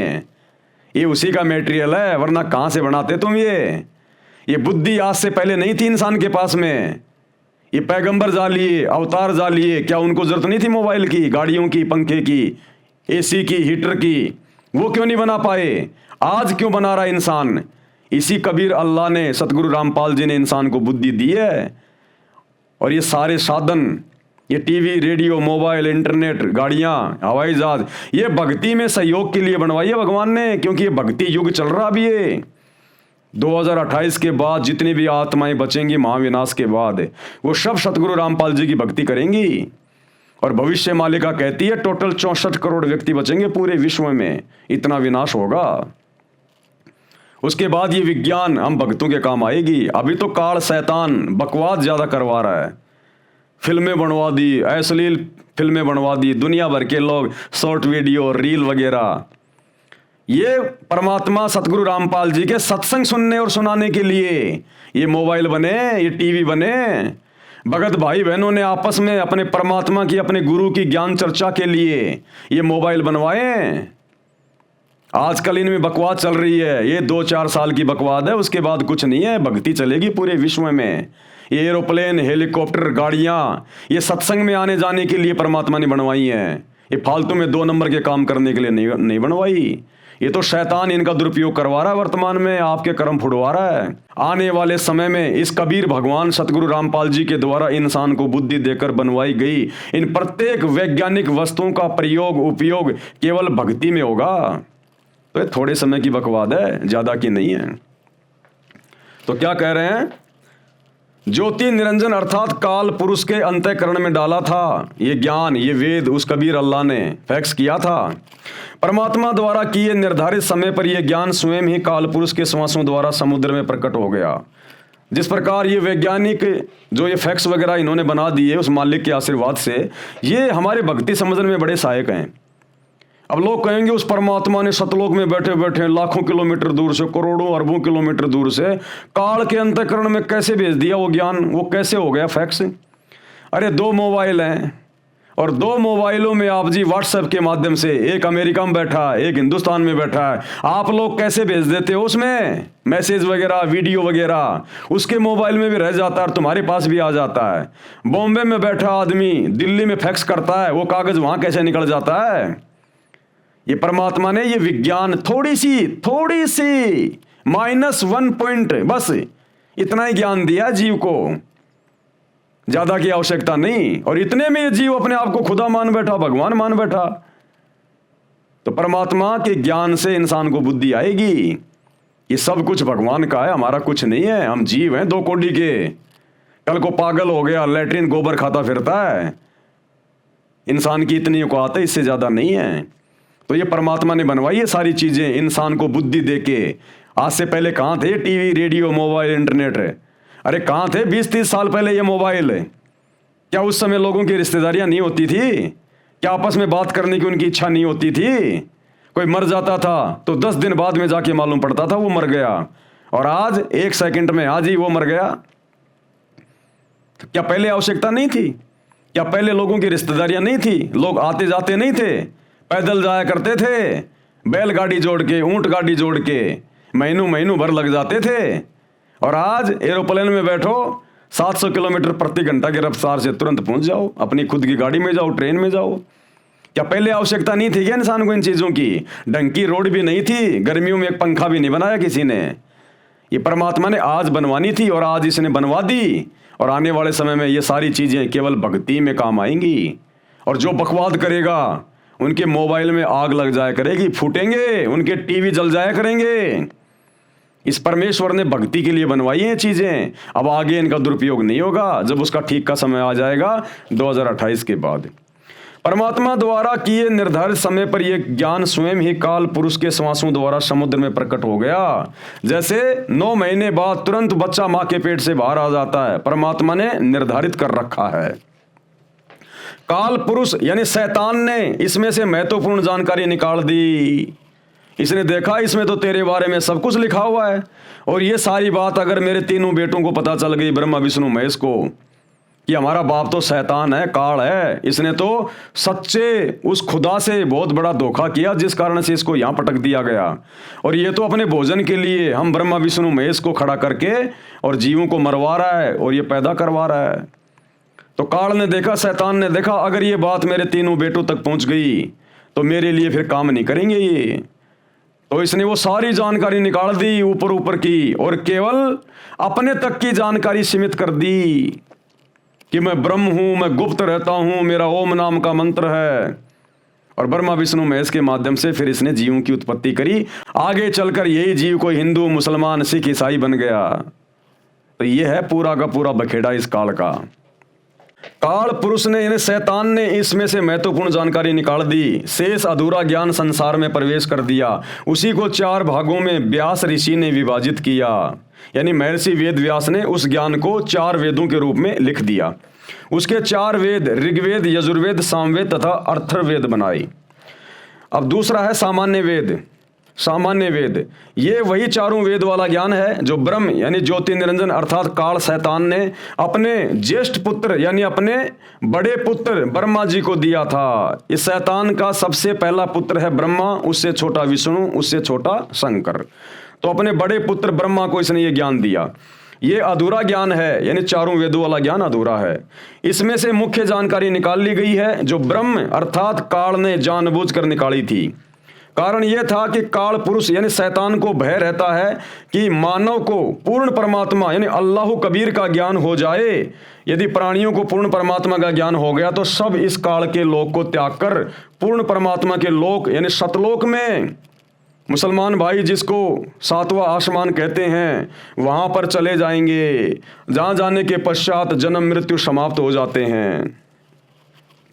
इसलिए ब्रह्म अर्थात काल पुरुष ने पूर्ण परमात्मा के परम पद की जानकारी नहीं बताई, वो नष्ट कर दी थी। उसकी पूर्ति करने के लिए यानी वही ज्ञान बताने के लिए, सृष्टि का सबसे उत्तम ज्ञान बताने के लिए वो पूर्ण परमात्मा, वो कबीर भगवान, अल्लाह कबीर, वो सच्चा खुदा धरती पर सच्चा मुर्शिद बनकर, संत बनकर, सतगुरु बनकर आता है, वही ज्ञान देने के लिए जो ज्ञान इस काल ने, शैतान ने छुपा दिया होता है। उसकी पूर्ति करने के लिए पूर्ण परमात्मा स्वयं शरीर प्रकट होकर संपूर्ण ज्ञान बताता है, जो आज बता रहे हैं वर्तमान में सतगुरु रामपाल जी। अपनी प्राप्ति के यानी सतलोक जाने के वास्तविक मंत्र भी बताता है, जो काल भगवान ने समाप्त करके शेष ज्ञान प्रदान कर रखा है। वही मंत्र जो आपने कल के वीडियो में कुरान से देखे, सूर अशूरा 42 आयत नंबर 1 और 2 में हाम और मीम का क्या अर्थ होता है, ऐन सीन काफ इनका क्या मतलब होता है, ये है वो मंत्र। गीता अध्याय 17 श्लोक 23 में ओम तत् सत इसका क्या मतलब है, ये है वो मंत्र जिनका वास्तविक ज्ञान देने के लिए, जिन मंत्रों की भक्ति करके सतगुरु से उपदेश लेकर हम जन्म मरण के रोग से सदा के लिए समाप्त हो जाएंगे और अपने खुदा, अपने इबादही कबीरा, सच्चे परमात्मा, सच्चे भगवान, उस कबीर के साथ जो वर्तमान में सतगुरु रामपाल जी के रूप में धरती पे प्रकट है, शरीर छोड़ने के बाद सूक्ष्म रूप में यह परमात्मा हमारी आत्मा को सतलोक लेकर जाएगा। उसको ऋषिजन 4 वेद कहते हैं। ऋषि व्यास जी ने इस वेद को लिखा तथा इसके 4 भाग बनाए। Number 1 Rigveda, number 2 Yajurveda, number 3 Samaveda, number 4 Atharvaveda, जो वर्तमान में प्रचलित हैं। इन्हीं 4 वेदों का सारांश काल पुरुष ने श्रीमद् भगवद गीता के रूप में श्री कृष्ण जी के शरीर में प्रवेश करके महाभारत के युद्ध से पूर्व बोला था। वह भी बाद में महर्षि व्यास जी ने कागज पर लिखा, जो आज अपने को उपलब्ध है। अब आगे भाइयों और बहनों, सदग्रंथों में बाइबल का नाम भी है। बाइबल ये 3 पुस्तकों का संग्रह है, यानी बाइबल के अंदर ईसाई भाई बहनों की बाइबल के अंदर भी सृष्टि रचना का यही ज्ञान है, इसी शैतान का ज्ञान है। जो ज्ञान कुरान शरीफ में है, कुरान मजीद में है, तौरेत में है, जबूर में है, इंजिल में है, जो ज्ञान सिखों के गुरु ग्रंथ साहिब में है, जो ज्ञान 4 वेदों में है, गीता में है, यही सारा का सारा ज्ञान जो काल ने आधा अधूरा यहाँ पर फैला रखा है। इस ज्ञान का प्रमाण आपको बाइबल में भी देखने को मिलेगा कि वो अल्लाह कौन है, परमात्मा कौन है, परमेश्वर कौन है, ईसा मसीह का वो परमेश्वर कौन है, वो कहाँ रहता है, उसने सृष्टि को कब बनाया, कैसे बनाया, वो सारा ज्ञान ईसाइयों की बाइबल में भी उपलब्ध है, एज इट इज, ज्यों का त्यों। तो भाई और बहनों, आज के वीडियो में हम केवल इतना ही लेंगे। हम धीरे धीरे आगे बढ़ेंगे क्योंकि ये मसला बहुत ज़्यादा उलझा हुआ है। और जो नए भाई बहन हैं, हिंदू, मुस्लिम, सिख, ईसाई, जो ये मेरे वीडियो देख रहे हैं, उनसे मेरी प्रार्थना है, अगर आप मेरे वीडियो के साथ साथ में सतगुरु रामपाल जी के द्वारा जो सत्संग कर दिए गए हैं, विशेष तौर पर सृष्टि रचना जो उन्होंने कई बार अपने सत्संगों में जो बताई है, जिसके 2-2, 3-3, 4-4 घंटे की वीडियो आपको यूट्यूब पर मिल जाएंगे। यदि आप सर्च करोगे सृष्टि रचना संत रामपाल जी भगवान, आप सृष्टि रचना को पढ़िएगा। ये सृष्टि रचना मास्टर ऑफ की है दुनिया के सभी धर्म ग्रंथों के इन निष्कर्षों को जानने की, पहचानने की। यानी आप किसी भी धर्म ग्रंथ को, चाहे किसी भी धर्म का हो, आप उसको उसी समय समझ सकते हैं जब आप सतगुरु रामपाल जी के द्वारा बताई गई सृष्टि रचना को कई बार सुन के अच्छे से समझेंगे। उस सृष्टि रचना में सभी धर्मों के धर्म ग्रंथों की भी वो जानकारी दे रहे हैं, विद प्रमाण दिखा रहे हैं कि मुसलमानों की 4 पुस्तकों में सृष्टि रचना का जिक्र कहाँ है, हिंदुओं के 4 वेदों में और गीता में कहाँ है, बाइबल में कहाँ है। उसके बाद आप मेरे वीडियो बहुत अच्छे से समझने लगोगे। और भाइयों और बहनों, ये मनुष्य जन्म बहुत अनमोल है, परमात्मा ने मेहर बख्शी है। जिस समय आज वे धरती पे प्रकट हैं संत रूप में, उस समय आप और हमारे को ये मनुष्य जन्म प्राप्त होना, ये बड़ा परम सौभाग्य है। आज हम अपना आत्म कल्याण करवा सकते हैं, उद्धार करवा सकते हैं। केवल यही वो समय है थोड़ा सा, जब तक सतगुरु रामपाल जी धरती पे हैं, हम मोक्ष प्राप्त कर सकते हैं। अन्यथा कितनी भक्ति कर लो, कितनी साधना कर लो, हम इसी शैतान के जाल में फंसे रहते हैं। तो आज जितने भी स्त्री और पुरुष पूरे विश्व में, पूरे संसार में हैं, जिनका जन्म है इस समय जब ये अल्लाह कबीर सतगुरु रामपाल जी धरती पे प्रकट है, हमारा परम सौभाग्य है। हम शैतान के षड्यंत्र से बाहर निकल सकते हैं, जन्म मरण का रोग समाप्त करवा सकते हैं, गधे कुत्ते बनने से, नरक में जाने से, दुर्गति करवाने से बच सकते हैं। तो भले आप किसी भी धर्म में आपका जन्म है, आप निष्पक्ष होकर थोड़ा धैर्य के साथ में और सतगुरु रामपाल जी के सत्संग, विशेषकर सृष्टि रचना को सुनने का, समझने का प्रयास करें। भाई और बहनों, जीवन बदल जाएगा, जीने का तरीका बदल जाएगा। जिस भक्ति के लिए हमें ये मनुष्य शरीर मिलता है, स्त्री या पुरुष का, हमारा वो मकसद सफल हो जाएगा। अन्यथा हम फिर लंबे समय के लिए, अनंत युगों के लिए, करोड़ों युगों के लिए हम मां कष्ट भोगने के लिए फिर काल के हत्थे चढ़ जाएंगे। तो अपनी आत्मा का कल्याण करवाओ। ये शरीर छूटने के बाद अगर भक्ति नहीं करी, आज अगर भक्ति करी नहीं, मान बढ़ाई में, अहंकार में फूले रहे, मेरा धर्म बड़ा, मेरा खुदा बड़ा, मेरा राम बड़ा, ना खुदा बड़ा ना राम बड़ा, जो बड़ा है वो आज धरती पे आया हुआ है, उसकी तुम सुन नहीं रहे, तो भाई फिर काल के हत्थे चढ़ जाओगे, बहुत बात बिगड़ जाएगी, फिर लेन देन में नहीं आएगी फिर ये बात है। तो विनती है, प्रार्थना है, निष्पक्ष होके सुनो। आप सब धर्म के मानने वालों की धर्म की पुस्तकों से दिखाया जा रहा है, फिर तो कोई संशय नहीं होना चाहिए ना। कोई अपनी तरफ से बताए, मनमाने रूप से बताए तो बात अलग है। जो गूढ़ ज्ञान मुसलमान धर्म के मुल्ला मौलवी आज तक नहीं बता पाए, जो गूढ़ ज्ञान चारों वेदों से आचार्य शंकराचार्य नहीं बता पाए, कोई पोप पादरी बाइबल से नहीं बता पाया, वो ज्ञान सतगुरु रामपाल जी बता रहे हैं। अरे कम से कम ये सोच के तो विचार करो ये कि ये कौन शक्ति है। कोई बता सकता है? किसी ने बताया क्या आज तक? हिंदू धर्म के चारों शंकराचार्यों को भी चारों वेदों का ज्ञान नहीं है। चारों शंकराचार्यों ने एक एक वेद को बांट रखा है। क्या खाक ज्ञान है उनको।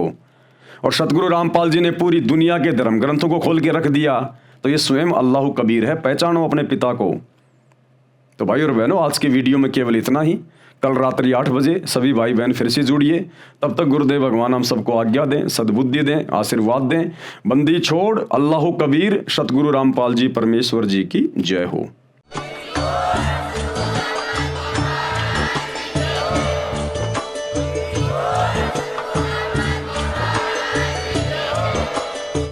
भाई जो गुरु बचन पे डट गे, कट गे फंद 84 के, कट गे फंद 84 के, कट गे फंद 84 के।